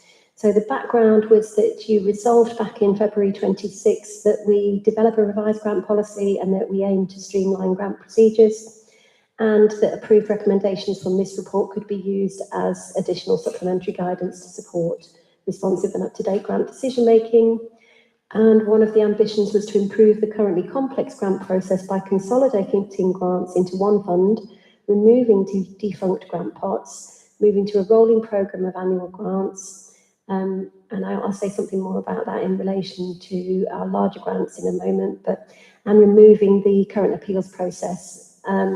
And finally, all this is to move to a web-based platform, because one of the things we know that hasn't worked previously is the paper copies, which are unreadable, undigestible, take forever to process, and aren't user-friendly for either officers or for applicants. It's also put forward that rent reductions be removed from the grants policy as was, as they have their own standalone rent relief policy in place, which was approved by full council in March 25, and that committee members would receive copies, we talked about this at our last committee, of exceptional decision applications that might come forward for information only, but with timely responses for community to come back and comment on those exceptional decision applications. So the proposal is as in the table on the screens. So this is the substantive changes to the policy, and then we've set out the rationale for those changes. So previously you had 3 types of grants: small, medium, and things that were known as city/cultural grants. And the new policy, we have 1 grant funding pot. And the rationale for that is that these different pots weren't necessarily well understood by the public. They were confusing both internally and externally. I had a job with my officers who've dealt with grants for many, many years. I asked for their interpretations of what the different grant streams were and what they meant, and I did not get clear answers from people who are supposed to be able to have those conversations with our communities and with organisations who want to apply. There were duplicated and long-winded instructions in the previous grant processes, and the aim is to have a fairer, consistent and improved process for both the administration and the reporting for larger grants. It's been inconsistent in its application in previous years. And there does still remain provision within the new policy for those larger projects of grants of more than 3,000, which would now be known as just larger grants, larger community grants, and we'd remove that reference to city or cultural grants. They're just larger grants. The old policy talks about the old community priorities, so now you have just approved them. We would make reference to those new community strategy and priorities and the documentation that would talk to this new grants policy. And again, we are content that they're based on extensive stakeholder engagement and community needs analysis, so they fit nicely with us aligning our resources with those.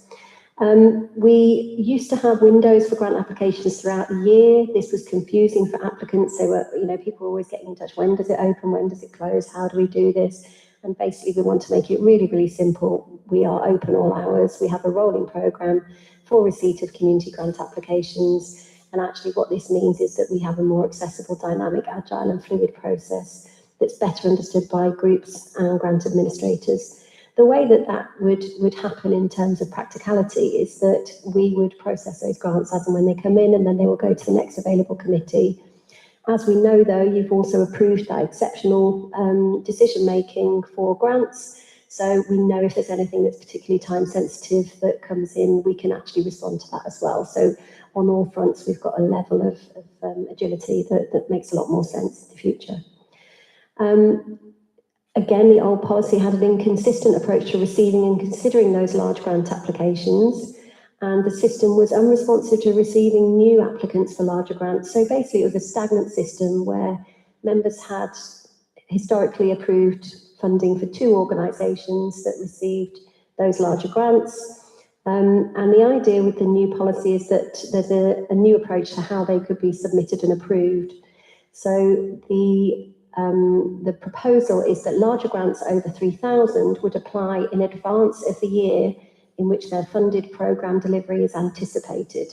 So what does that allow us to do? It allows us to look at provisional allocations to be made in the autumn of the year preceding programme delivery.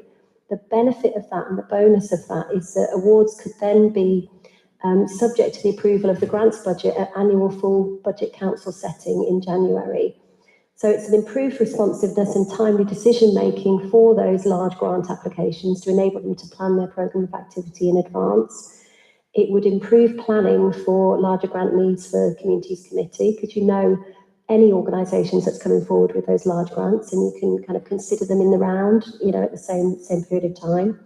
You have the ability then to consider new applicants for larger grants, and you have the ability for a more effective delivery of larger strategic programmes that generate that long-term community impact, because, as we've said, there's only 2 organisations currently that do that for you, so we can actually potentially open the doors and see what comes forward, you know, with this new proposal.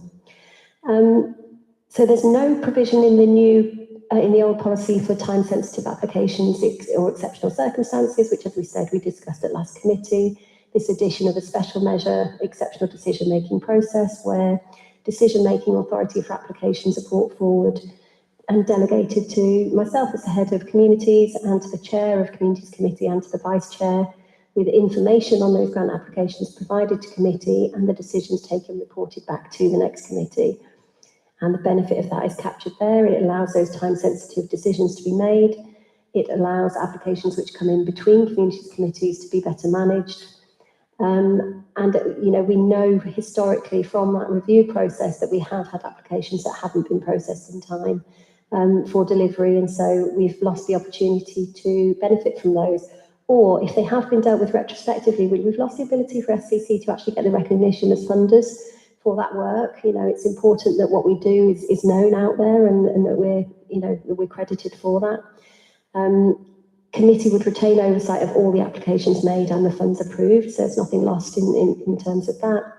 And again, there's potential to consider more applications through this process, increasing the impact of community grants.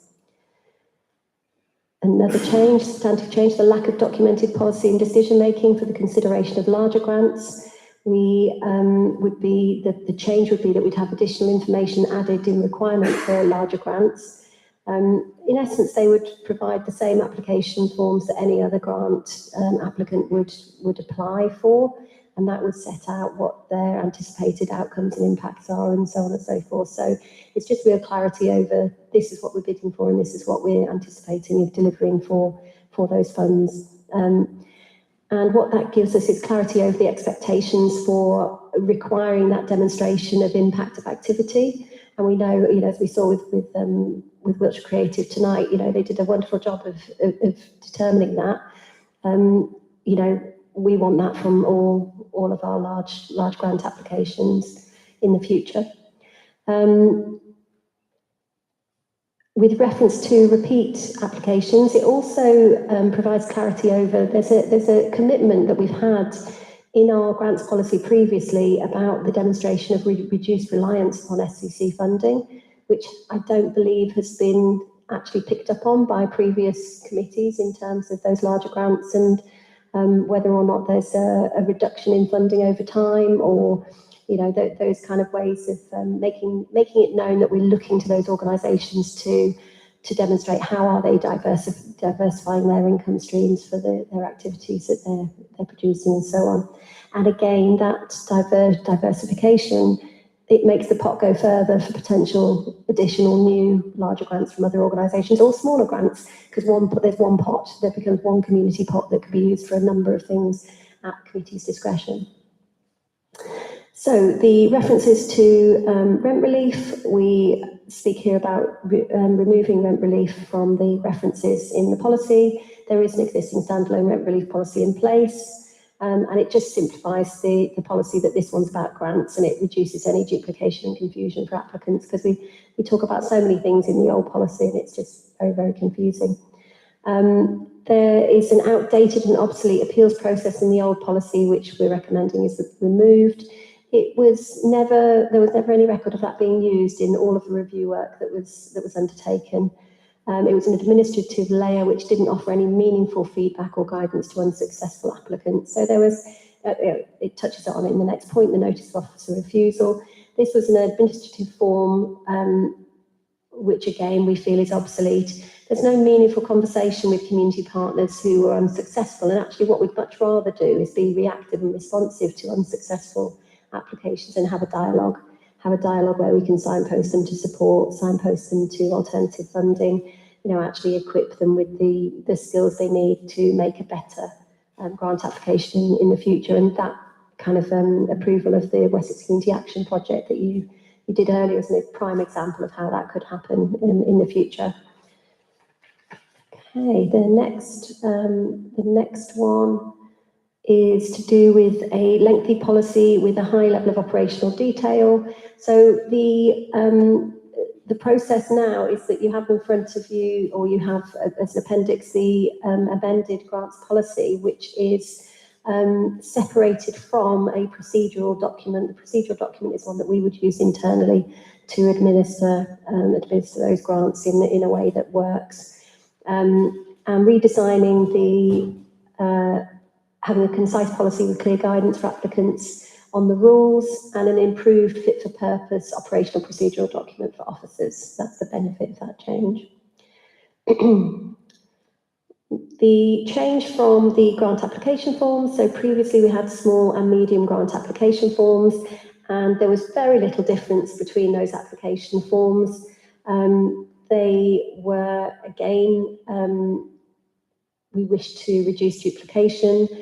The information requested has now been grouped into logical and easy to follow sections. So we've reduced that form quite considerably for all applicants. It will assist them in completing their applications more quickly and independently, which should reduce SEC's officers' workload and applicant frustration as well.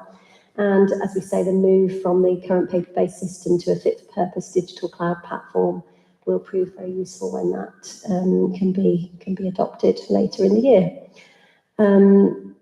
The annual report and end of project monitoring reporting, we had differing arrangements for small grants, medium grants and cultural grants, and there's amended end of project monitoring documentation which reflects those new community priorities and the revised grant policy. So we've found that the reports provided to date have been, not all, but some reports provided to date have been quite weak or incomplete in their nature, and that some people who've received grants need further support to enable better quality reporting, with an emphasis really on it's the so what question, isn't it? It's because we hear about, oh, we worked with 20 families. So what? What was the change? So what did you actually see? What was the impact of the funding that you've received? And what we really want is to capture that difference that those projects have made with the tangible outcomes and impacts of the projects that have been undertaken. So our reporting will reflect that that's what we're looking for as well.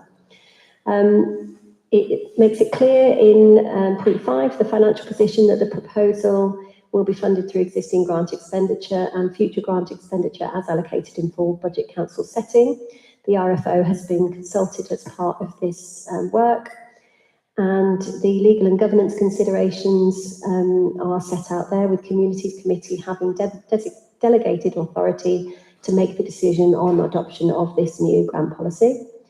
And as far as consultation and engagement, it sets out there what has taken place with both multi-agency community groups and partners. We've consulted them on the proposed amalgamation of those existing grant streams and the grants policy simplification, and there's been overwhelming support from that from our community partners.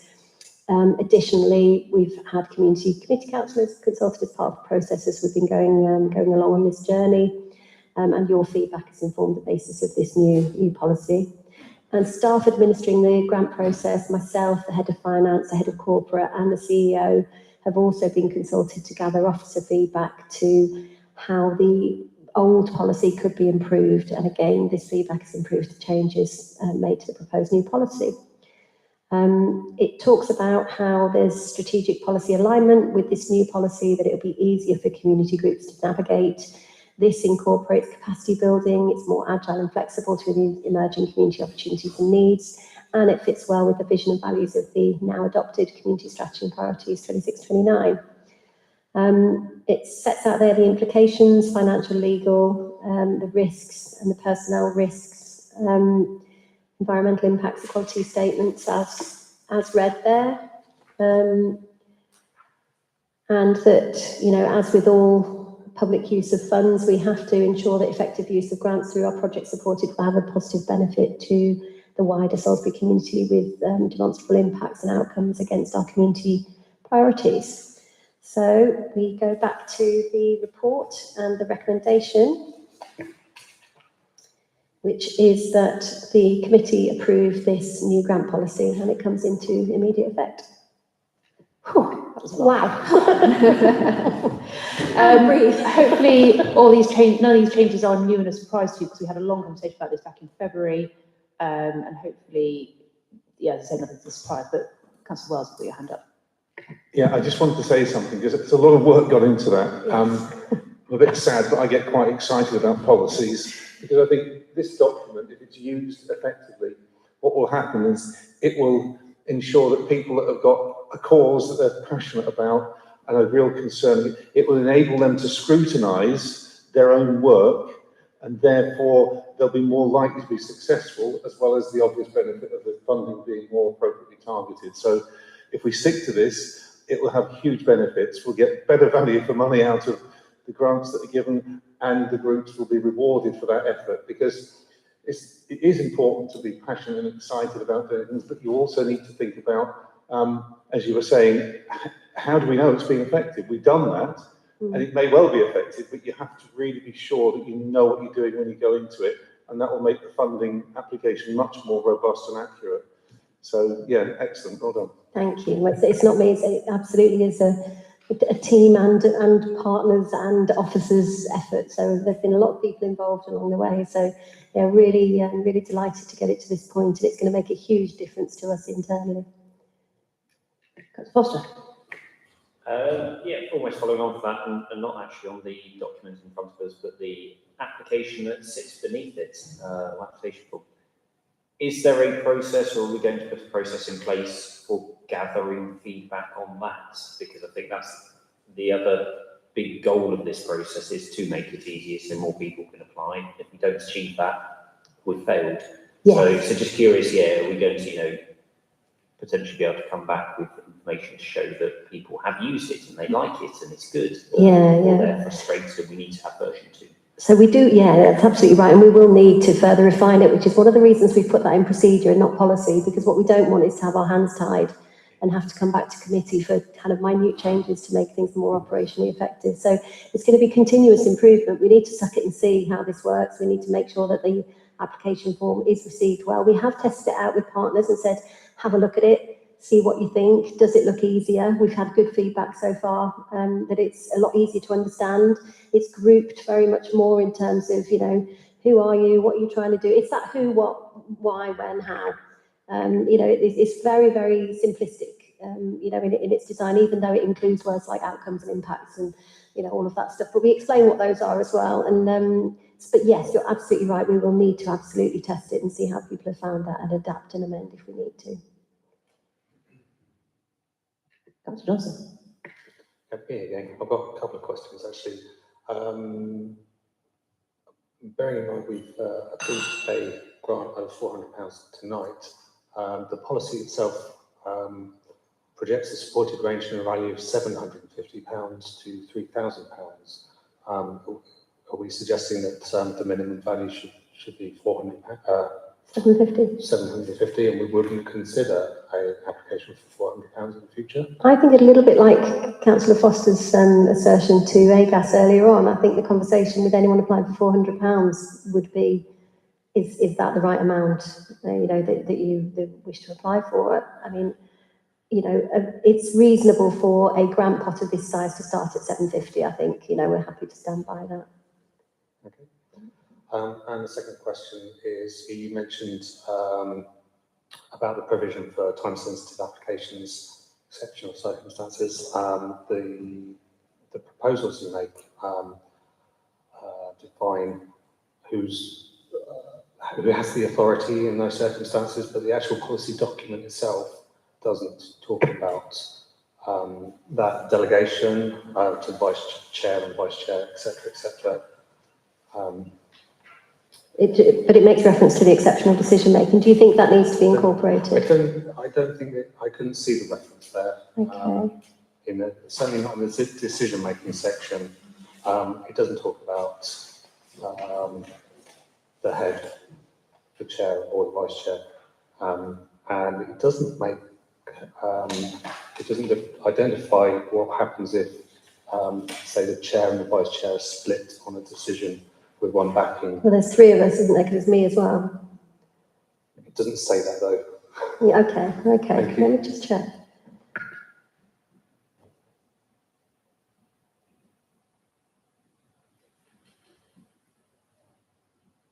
Can I take that one away? And if it's not made clear, would committee like that specifically included within the policy?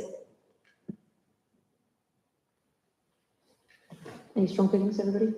I mean, we did discuss this at length back in February about the delegated authority, the exceptional circumstances, and we were quite specific at the time about saying it was chair, vice chair, and head of. So it would seem sensible for the policy that we're saying that.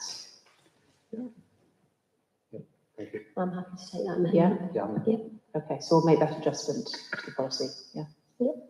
Okay. A couple of questions from me. So if we're having one large pot, how big is that pot actually going to be? Well, that comes down to council budget settings. Of course. Okay, so we have our based on this year's, 25,000, and then obviously you've in previous years awarded 63, isn't it, in terms of those larger grants. So it'd be if you choose to continue funding at that level in your budget setting for next year, then you would have a community grants pot of 88. I think that's something that councils just need to be aware of when it comes to budget setting, because it's quite easy. I know in previous years, community grants has come out, gone back in, come out, gone back in during this conversation. So we just need to be mindful of that being shaved by other members of our council, possibly. So just bear that in mind. Obviously, we've got the top £3,000 is the limit for smaller grants. Are we going to be advising on a larger grant? Because I know the policy doesn't mention how big a large grant might be, and I'd be concerned we might want to nab everything to begin with. No? Okay. No. And then my last question is in terms of publicity of these changes to our current grantees, because obviously there might be some delicate conversations to have with some of our partners. How is that? What's the plan for that, and how's it going?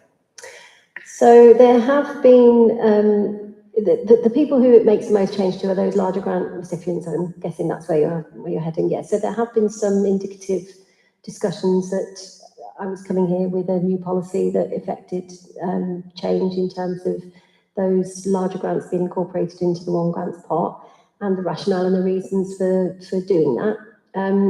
Obviously, all of those conversations have been subject to committee decision making. So now it will be going back to those organisations and saying this is what's now been adopted, and the changes that will be made as a result of that. Now, what I would say in relation to that is that I'm a firm believer in not pulling the rug out from anybody's feet, and I think that committee may need to be sensitive to that for next year's applications. You know, and there could be further discussions along the way in terms of, you know, the expectations around potential future years of a phased reduction in funding that may be received by organisations or some such. But I think that they're conversations to have, you know, for you as a committee in terms of how you choose to respond to those larger grant applications when they come in, with my advice and guidance in terms of what might work to ensure that we're not setting up organisations to fail in terms of their future delivery. I think that's something for us to be made mindful of, as Louise says. So next year, perhaps we're possibly keep things steady, but going forward, it's very exciting that we open up this quite a substantial pot of money to more people get involved with us. But just be aware of our current partners' thoughts around that, as well as potential future partners across this issue as well, which is really exciting. Okay, any further questions on this? No? So subject to those changes around being very explicit about the exceptional circumstances, are we happy to approve this grant policy? Can I have a proposer for that? Thank you, Councillor Johnson, a seconder. Thank you, Councillor Foster. All in favour of approving?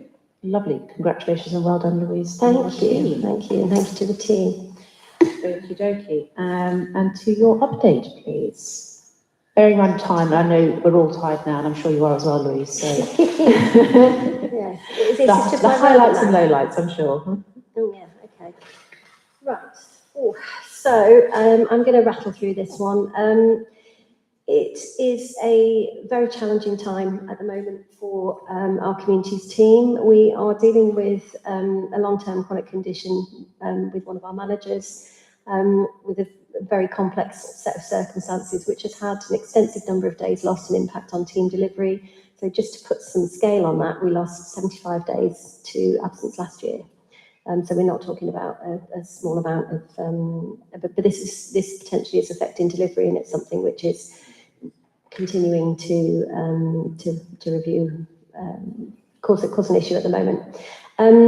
Good news though, we have a new pantry manager in place, a lady called Sarah Neary, who has got a wealth of experience in community development work. She's worked with a huge number of different kinds of clients who've had challenging and complex histories. So she's worked with people with addiction, she's worked with people who are homeless, she's worked with people in financial distress, you know, victims of abuse and so on and so forth. So she's, you know, top-notch candidate for pantry, but also she's very passionate in her application and her interview about how she wants to develop relationships and partnerships and opportunities for pantry moving forward. And so I'm, you know, very aware of the ambitions for pantry in the future, you know, as new governance models that we need to consider. And obviously, this next year is very much about that pantry manager putting in place those robust systems that we've spoken about before, as far as training and support for our volunteers and for the members who use the pantry. But there is very much a line of sight for the direction of travel and where we want to go in the future for that. So in terms of pantry, other good news, we've secured funding from, I've mentioned the High Sheriff event that I had to go along with F3 too and tout our wares for pantry.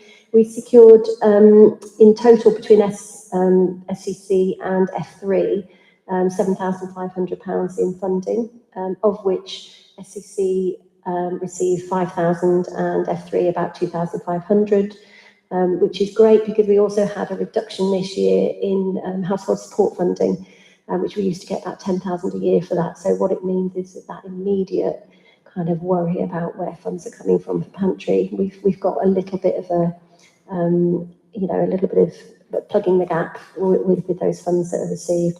More to do as always, but again, the funding that you approved in bids is going to support with that as well. Talking of which, we've had the first 2 tranches of training that you supported with bids for safeguarding and for conflict resolution training completed by pantry volunteers in the last quarter.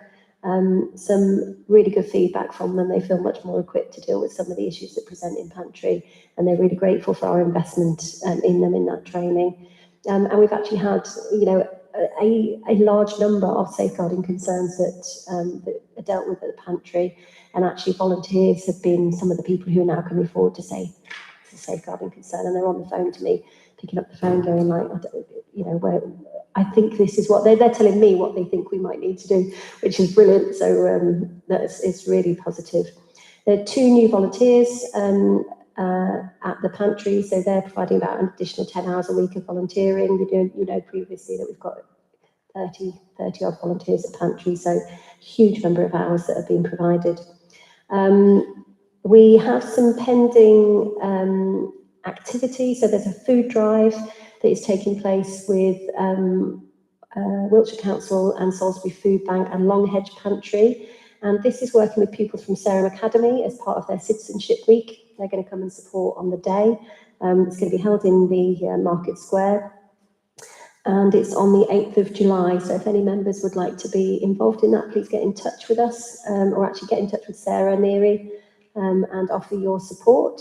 And we also have a food collection booked at Waitrose on Friday, the 3rd of July. So whether or not the mayor or any councillors wish to be involved, just please let us know, because any support is welcome. Just to give you an idea of pantry numbers, we've had 17 new members join so far this month. So we've got 327 approved members to date. And the current household reach is 698 people using pantry, with 253 of those being children. So the numbers are still significant. Other activity within the team, community cafe. We've just recruited, Sherry is absolutely delighted, we've recruited a new volunteer cook who is a huge asset to community cafe. We're working with different types of families and new arrivals. So the community cafe is attracting people who previously may not have walked through the doors. So we've recently had an Afghani family using our community cafe who had no friends or family in Salisbury, and the team have done great work. They were finding living conditions very difficult, they had a lack of support within Salisbury. But they came, they felt welcome, they've been referred on to Muse, who are working with other Afghani families, so they've got that wider network of Afghani support. Unfortunately, they wanted to actually become involved in Mela and represent their community as part of Mela, but the Home Office have actually reunited them back with family in Manchester as of just a couple of weeks ago. So that was really unfortunate, because we had some lovely relationships developing there, but great for them. The engagement stats for ComCAF, we had about 142 attendees, 91 meals served, 68 volunteer hours this in the last quarter.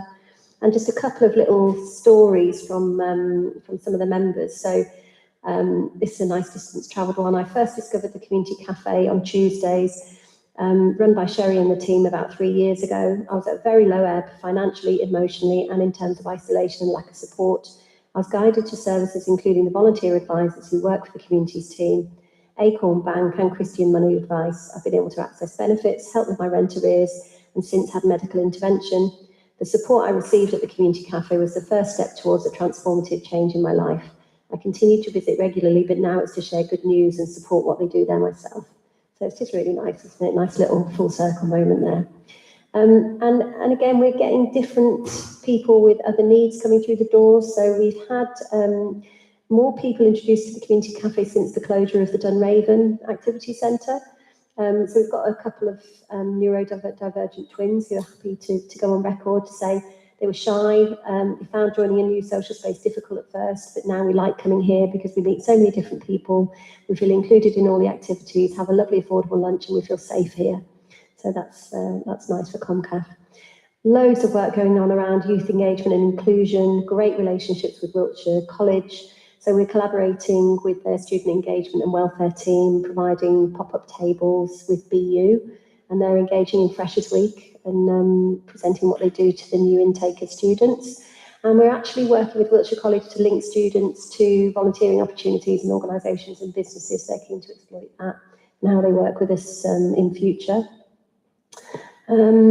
BU presented at People in the Park. They had 50 people visit their stall. And of those 50, they had 6 potential new members. They had 3 underage members who were expressing interest that when they turned 16, they'd like to join the group. And they also had 2 individuals who, this was the most thrilling one for Sherry, 2 individuals who were interested in providing some leadership support to the group as well. So again, that kind of independent model for the future is really important, that we do those kind of engagement events.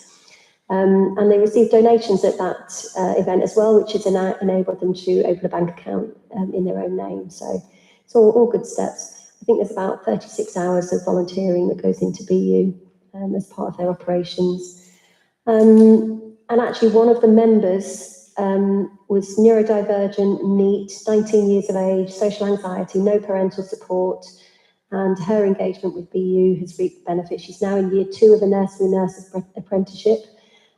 She delivered poetry at the People in the Park event, and her parents were in attendance, and previously it was a broken down relationship with her family, which the work with the group helped her rebuild those relationships as well. So some really nice outcomes there. The group leader for that group, he started with us as a volunteer supervisor. He was then taken on as a casual leader, and now he's working permanently elsewhere as an after-school club manager for a national organisation, the Big Adventure Club. So again, you talked earlier about, can you bring back examples of where somebody's actually had a real change, and these are those real tangibles. And this is his quote: "I think in no small way, running BU and receiving support from the communities team has contributed to my current employment status and future prospects. I'll remain connected to this group in any way possible as it provides such a vital service to the LGBT youth of Salisbury." That's quite nice, isn't it? Other young people stuff, we had our hangout at the end of term, cinema trip. They went to see the Michael Jackson film. And basically, young people were reporting that they wouldn't have the money to go, and they don't go to the cinema usually. And it's just that end of term treat that most families who've got the funds to do so would be providing something nice for their kids to do over that half-term break. And this is for youngsters who otherwise wouldn't get that, but they had a really great time. The groups, our youth settings, are working with Charlie from Wiltshire Wellbeing and Wildlife, who's been taking them out on various nature walks and expanding their interests. They're also doing, our youth team are doing healthy cooking and baking, giving practical skills to some of our young people, healthy eating habits, and they're actually going home with recipe cards to recreate the things that they're making at Youth Club with their parents, and they're budget-friendly recipes, all of them as well. So some nice work going on there. And the Creative Arts Group are doing some great work as well. I'm not going to say too much about that because we're due to have Salisbury Museum reporting back on their activity at the next meeting. So I'll let them tell you more about what their outcomes and impacts have been. But we do have young people who are working with us currently who are going to be 16 soon, and they're wanting to return to work with us as volunteers, which is great news. We're still doing sports coaching sessions for children from 5 till 6 p.m. And actually it's been really well attended by children, even those who don't participate in PE at school. They're finding that those sports sessions are something that they're happy to access, which is good. And there's a lot of signposting that's happening throughout our youth clubs with the families when they're taking their kids and picking them up, through supporting people in financial difficulty to pantry. And we had a member who was supported to access the Crisis Resilience Fund as part of that engagement work as well. So it's never just the activity; it's all the kind of knock-on effects and outreach that happens as a result of that. Other important things, again, the older people stuff. So the Kaleidoscope Art and Crafts Group, they meet twice weekly at the Bemerton Heath Centre. But again, the offshoots from that is that they've now developed into a knit and natter club. There's a swimming group. There's other shared pursuits that they're engaging in. They do fundraising. They fundraise for the Stars Appeal and Salisbury Women's Refuge. And the next event that they're putting on is going to be for the homeless charity in Circles. There's been lots of work for the Jane Austen project with some embroidery work where the group produced background scenery for a travelling theatre company, and they were involved in the Play in a Day, performing a play to people from other groups. We're seeing again people with really complex needs coming to our group. So our craft group at Friary, we have 2 gentlemen who've got complex mental health needs with their carers, and people from Headway, the brain injury organisation, who come to those sessions as well. So it's a really inclusive group that offers a safe kind of space for those people to come. It's very accessible to wheelchair users. We've got the elderly people there. We've actually got some Ukrainians who come as carers to support the people they're looking after. And they're actually looking at producing and showcasing some of the crafts that they deliver at our Churchill Gardens Fun Day that's pending. The St Michael's Church Community Lunch, again, that's going really beautifully. We've got some of the volunteers who are musicians, so they're using their skill set to actually add value to those sessions and perform to the Lunch Club members. And they are being linked in with further development opportunities with Silver Salisbury and the programme that they offer as well in partnership. So we've got about somewhere between 10 and 18 people who are attending that lunch club regularly, with 3 regular volunteers who run that. What else do we have? We have Senior Youth Club with all the activities that they do. Again, older people. But the loneliness that we heard about and the isolation, these are clubs that are an absolute godsend to the people who come along to those. Again, we get a lot of people that have got bereavements in their lives, and they've said how much impact it makes to them. The Wellbeing Well City Colour and Light project has been happening at BHC, so this has run over 8 weeks with Wiltshire Creative, and I think that they're due to come and report back as well from some of the funding that they've received from us, so I won't dwell on that. But dates for your diary, members, are we have the food drive on the 8th of July, we have the fun day at Sarum Academy on the 31st of July.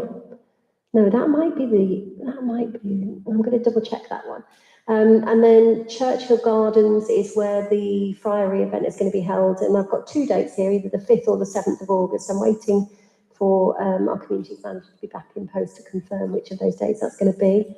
And then on the 9th of August, we have our Mela that's going to be taking place in the city centre. So they're all ones that it would be great to get as many members involved and active in as possible. So that's a headliner romp through what's happening at Communities team. Again, goodness me, it's exhausting just listening to it. Could I ask that you circulate those dates Yes. by email and probably put it as calendars? Absolutely. In people's diaries. That's probably the most helpful way of doing that. Will do. About it. In terms of the absence of your staff, is there anything that we can do to support you here, or anything you would need from us in terms of help for your team and capacity? I think that, you know, as I said in the strategy, what we need is for existing resources to continue, and the discussions around, you know, the team effectiveness and health concerns, etc., are ones that are very much underway with HR guidance and support, you know, as part of that process. I think Asa and I have brought in some temporary resource that's supported with some of these, you know, some of these pieces of work that we've talked about this evening, and that is because of a lack of capacity within the team. So again, it may well be that we need to consider future bids, you know, for next year. But I think it's watch this space, and I'll continue to report back. But yeah, it's very, very challenging. And both my 2 direct reports, you know, underneath me, one is brand new, and the other is unwell. So you know, it's challenging. Thank you. We'll send our best wishes, please do. Indeed. Any questions, Louise, on her update? Yes, Councillor Foster. I am not a social media person, so this may be happening already and I'm just oblivious to it, so this is my excuse. But you read some lovely quotes there, you sort of gave some great feedback to us in the room today, and you know, we were mentioning earlier about the strategy and sort of getting a. Are your team, or are you able to put these similar good news stories out on social media and those things more? Because I think, you know, it's great telling us, and I'm really happy to hear it, but I think, you know, it really, your team deserve the community to know all of these great things that you're doing, going on, the feedback you get. So yeah, curious about that, whether there's a strategy of his nice quotes and, you know, about community cafe, or is something like, and again, anonymity and all of that's important, but I think, you know, more of that would really do well. Absolutely. We have, again, as part of the delivery of the strategy, there is a whole comms and engagement piece that goes alongside that, and we're very much looking to increase our social media presence, you know, make sure that we are capturing, you know, the good work that's taking place. And you know, one of the bids that I put into for funding for last year was this kind of front shop window in our community hubs, one of which items would have been, you know, good news, you know, what's been happening, what are the good news and some of the outcomes that are happening. So that wasn't approved. Maybe it could come forward again, I don't know. But yeah, we very much need to up our game as far as promoting the benefit of what we're doing and making sure people know what's out there. And, you know, it's funny because I think the names of the things that we call our activities, like, you know, hang out and, you know, what is it, the older people's youth group or whatever it is. And you just think, you know, there are some that have got names that don't actually describe what they do and who they're for. And, you know, when I came into post, I was like, but who is that and when's that and what's that about? And how would I know that if I saw that on a poster? And, you know, so we're very much challenging the kind of things that seem to make sense to people because they've always been presented that way. But actually, we've got new people all the time who don't know what our offer is, and we need to make sure that they do. So, and the offer of all the partners that are doing such amazing work out there as well. So I think everything that sits under the strategy or aligns closely with it, we need to be much, much smarter about you know, promoting that. Okay, thank you for that. Wonderful. Right, last item of the evening, the SIL report, which I think is very exciting to finally have it here in front of us. Okay.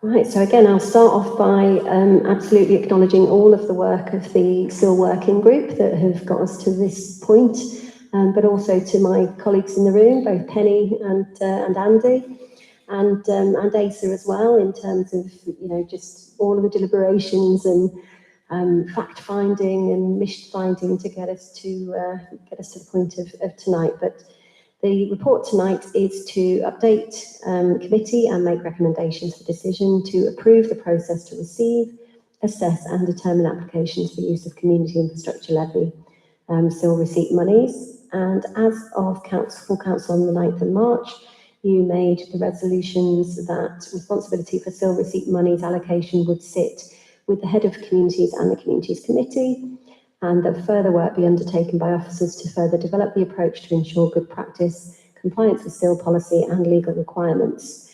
And in addition to those resolutions at full council, this report brings forward further recommendations to amend the process and the criteria used for decision making and a schedule for implementation with key milestones noted.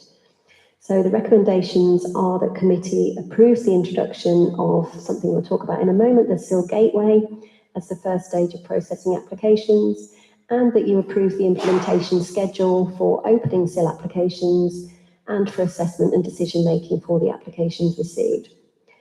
So we've got the background there as far as the SIL working group and what your terms of reference were for that chunk of work that took place.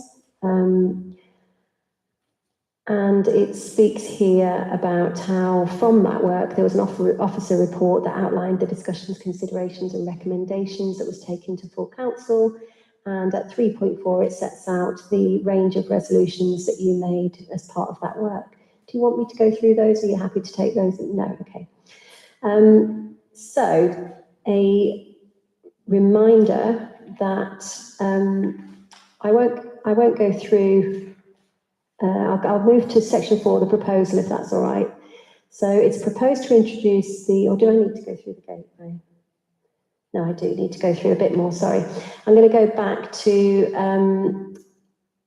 the things that have changed really since those, since those previous resolutions, which is that further due diligence work for our planned approach was carried out by Andy in the room, our corporate manager, with guidance that was sought from experienced Wiltshire Council planning experts and a look at reviewing how our planned approach, which we took to full council, would stand up to the guidance that they provided.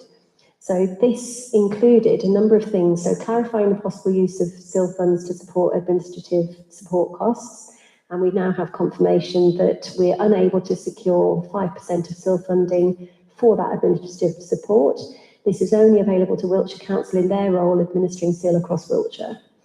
For SEC, this support must now be funded through existing resources, and that has implications for delivery, which I'll set out in this report in risk identification and mitigation. If I'm missing anything as we go along that is important, Andy, please wave at me furiously. Okay. At 3.8, the planned approach, so our proposed scoring matrix mechanism was supported, but the need for an initial SIL gateway stage has been identified to ensure that in the first instance, prior to scoring, projects are required to demonstrate what development has created the need, what specific impact has arisen from that development, and how the proposal directly addresses or mitigates that impact. And at 3.9, if a proposal cannot show that link clearly, it should not proceed to scoring, as there is a risk it would fall outside the Regulation 59C test.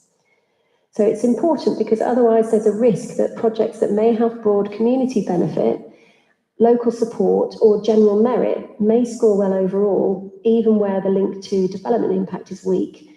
And from a governance and legal compliance perspective, that could leave the council exposed, which is why it's recommended that that is introduced. So the proposal is proposed to introduce the SIL gateway as the first stage of processing applications, and that is appended to the report as Appendix A.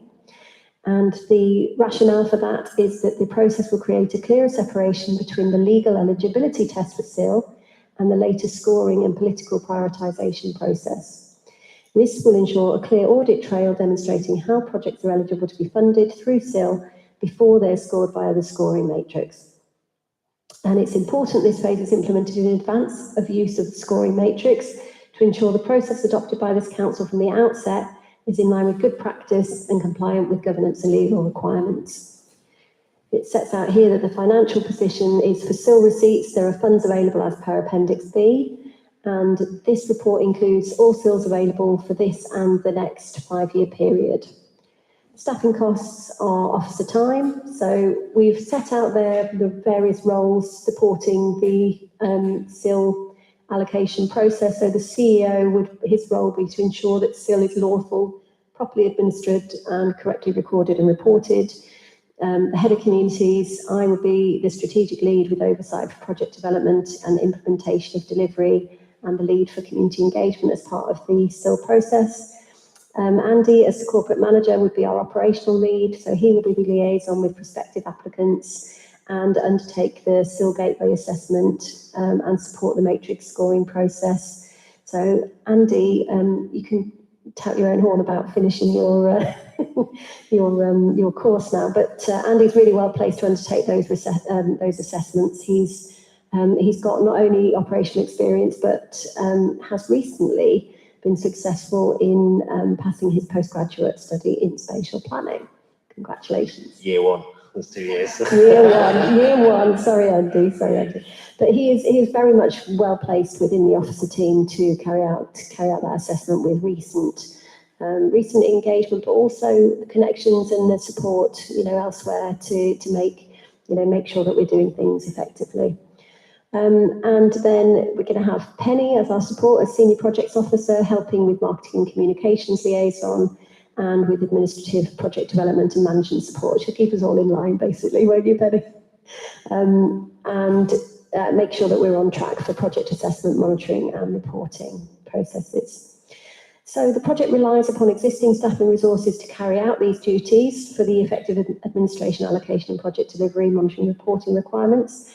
And if staff and resources are found to be insufficient, or if they change over the lifetime of the project, this could present a risk to project implementation and delivery.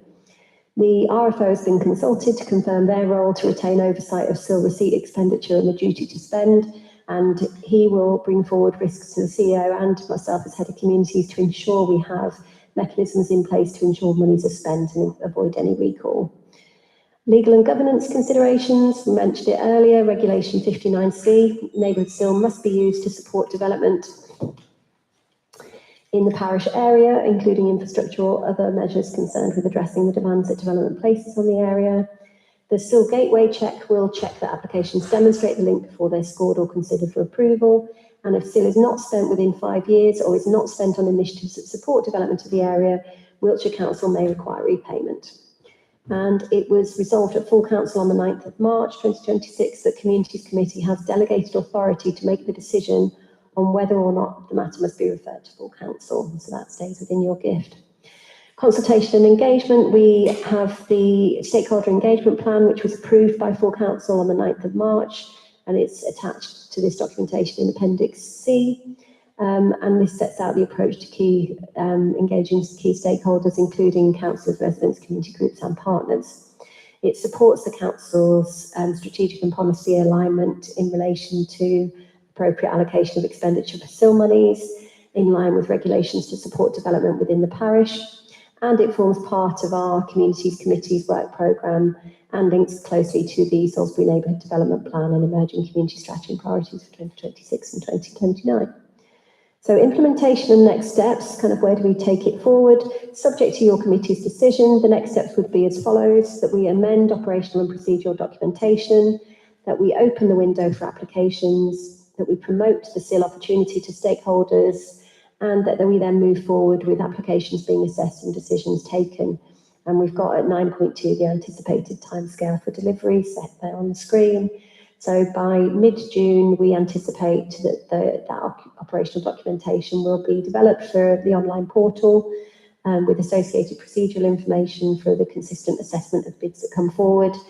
And then the guidance that we've received and in communication with ASA is that we have a long window for applications that opens at the end of June, with work to follow for the promotion of that SIL opportunity at the end of June and ongoing. Applications regularly reviewed by officers on an ongoing basis, but the first tranche of reviewed scored applications to come forward to committee for decisions, which would be from the October 12th committee, and where you would make your decisions for those allocations. So in 2026-27, we know we need to do further officer work to refine and develop our approach for continued good practice, both strategically and operationally, and so the follow-on work that may need to take place. And this is from Andy's engagement with Wiltshire Council and experts to kind of say, how do we make sure that this remains on track? We need to make sure that our SIL gateway tests and scoring criteria remains clear and transparent for use. A bit like you mentioned earlier, let's test it, and actually get that feedback as well. Engage with Wiltshire Council to better understand their SIL infrastructure priorities and how Salisbury-related schemes are being prioritised by them. Make sure we're joining up. And review the position on neighbourhood SIL receipts within Salisbury City Council boundary, including previous years, so that we've got a clearer picture of the funding available and how it compares with strategic SIL investment in Salisbury. So responsibility for implementation sits with myself as Head of Communities and with yourselves as Communities Committee. And we've got the range of implications there, both financial, legal, risk, personnel, and so on, that are substantial for this type of project, as I'm sure you can appreciate. So I'll go through those if you wish, but... No, I'm very conscious of time now. I'm sure nobody wants to extend the meeting beyond our 3 hours. Yeah. Right, so it's really great to see the next steps, see a timeline, bringing it back to this committee, something substantial for us to talk about in October. The one thing I wanted to query, so obviously this gateway thing is new for us. Where was it? So, SIL money must be used to support development in the parish, fine, that's what we talked about before. But mitigating development or addressing demands on development. So this is one of the big conversations we had at the working group. So, for example, going back to my pet example, the splash pad idea, that would not pass the gateway test then, because it does not address a demand of development, unless you say we're going to have lots of new families, more leisure activities for kids is a good idea. I'm going to let Andy take this one. Yeah, pretty much what you said there, that yes, there's the evidence that they could say there could be a community infrastructure there, but where is the cause from that development happening? So where is the need for that? I know it's in the centre, but you could link out the big developments there. So yeah, there are links, but that's why within the test, as you see, and that's why it's asking themselves, where's the data, where's the need for this, because it has to derive from somewhere. Yeah, so even though just remember the SIL gateway, the rules around SIL are quite loose, but that's what I'll be directing you very much from, to say, like, these are the evidence, this is what it's based on to get into the matrix. So yeah. So I mean, how loose can we go? So for example, let's say St Mark's Church needs a new roof. Can they say, well, again, we've got our community has increased in size because of the number of new houses in the area. We need to keep them dry. Oh, Yeah, no, that one's, yeah. Yeah, okay. But it's also stuff, yeah, I'll put it on some of them on the bottom here, which you'll see. Sorry. It's on.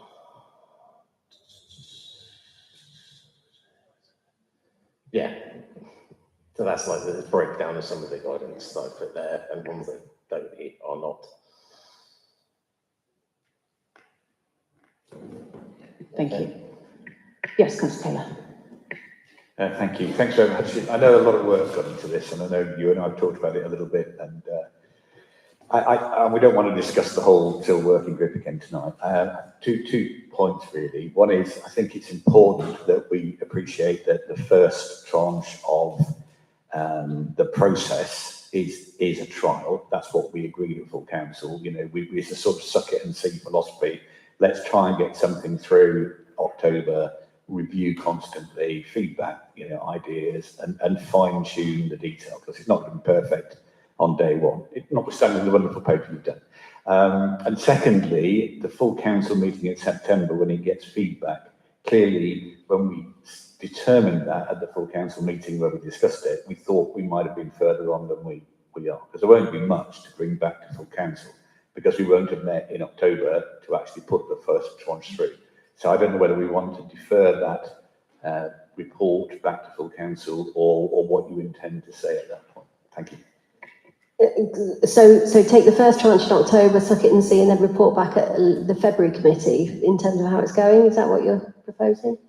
Well, we agreed with the full council whenever we agreed it, that the full council in September was when we, you know, you and we would feedback the process and how far we've got.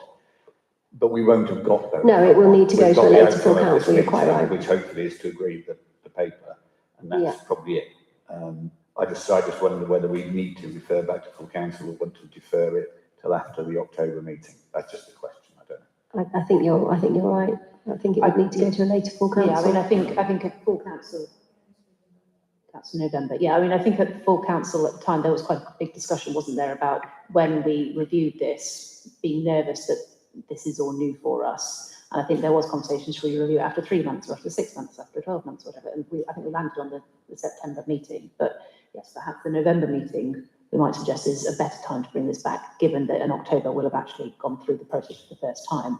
I'd like to hope that the feedback we give in November will be from this committee to say, this is what's gone well and this is where we might seek to improve things based on our understanding now, as opposed to going back to another working group or opening up to a full conversation at full council. I think it needs to be based on what this committee thinks is going well, because it's now within our gift and it's our responsibility to look at this money carefully and these projects carefully.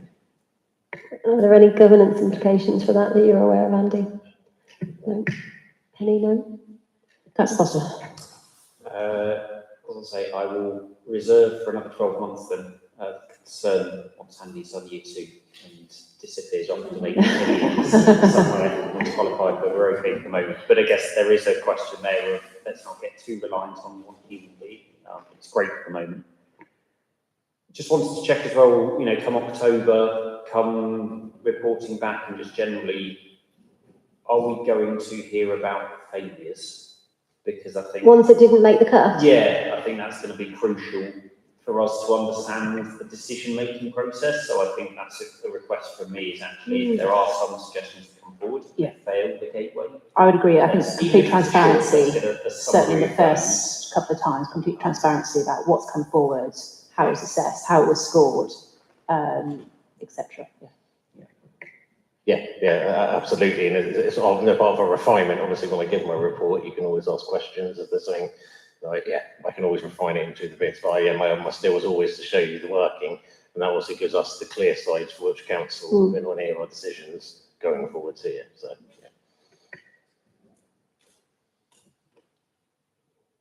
Okay. Any other comments or thoughts, everybody? As I said, this has been another huge piece of work. I'm so excited to see it actually reaching us, because I'm hoping my vision for this, and I know Annie emailed me today to support this paper as well as chair of the working group, but to give our residents again the opportunity to really get involved with shaping Salisbury in terms of physical assets for the city. I think it's really, really exciting. And I hope we're able to really push it out. And I know the engagement piece is going to be very strong, and that we can really make sure this is a real partnership work between our residents and our councillors and our officers to, again, improve Salisbury with this money that we've got available to us. So, on that note, we have two recommendations: to improve the introduction of this Sill Gateway, which is this new piece of work, and to approve the implementation schedule for the Sill applications. Can I take both of those on block? And I will propose it again for myself and the chair.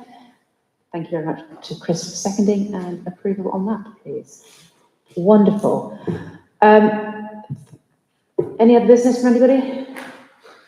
No. Goodness me. I mean, it has been a very, very long meeting, and it's normally my ambition to have efficient meetings. I think this has been an efficient meeting. I think it's been a very meaty meeting. We've covered an awful lot of incredibly important things, and thank you very much, all of you, for your time and dedication, both this evening and generally to this committee. I think it's working very well. So thank you all for your time. Please go home or to the pub. Thank you, Joe.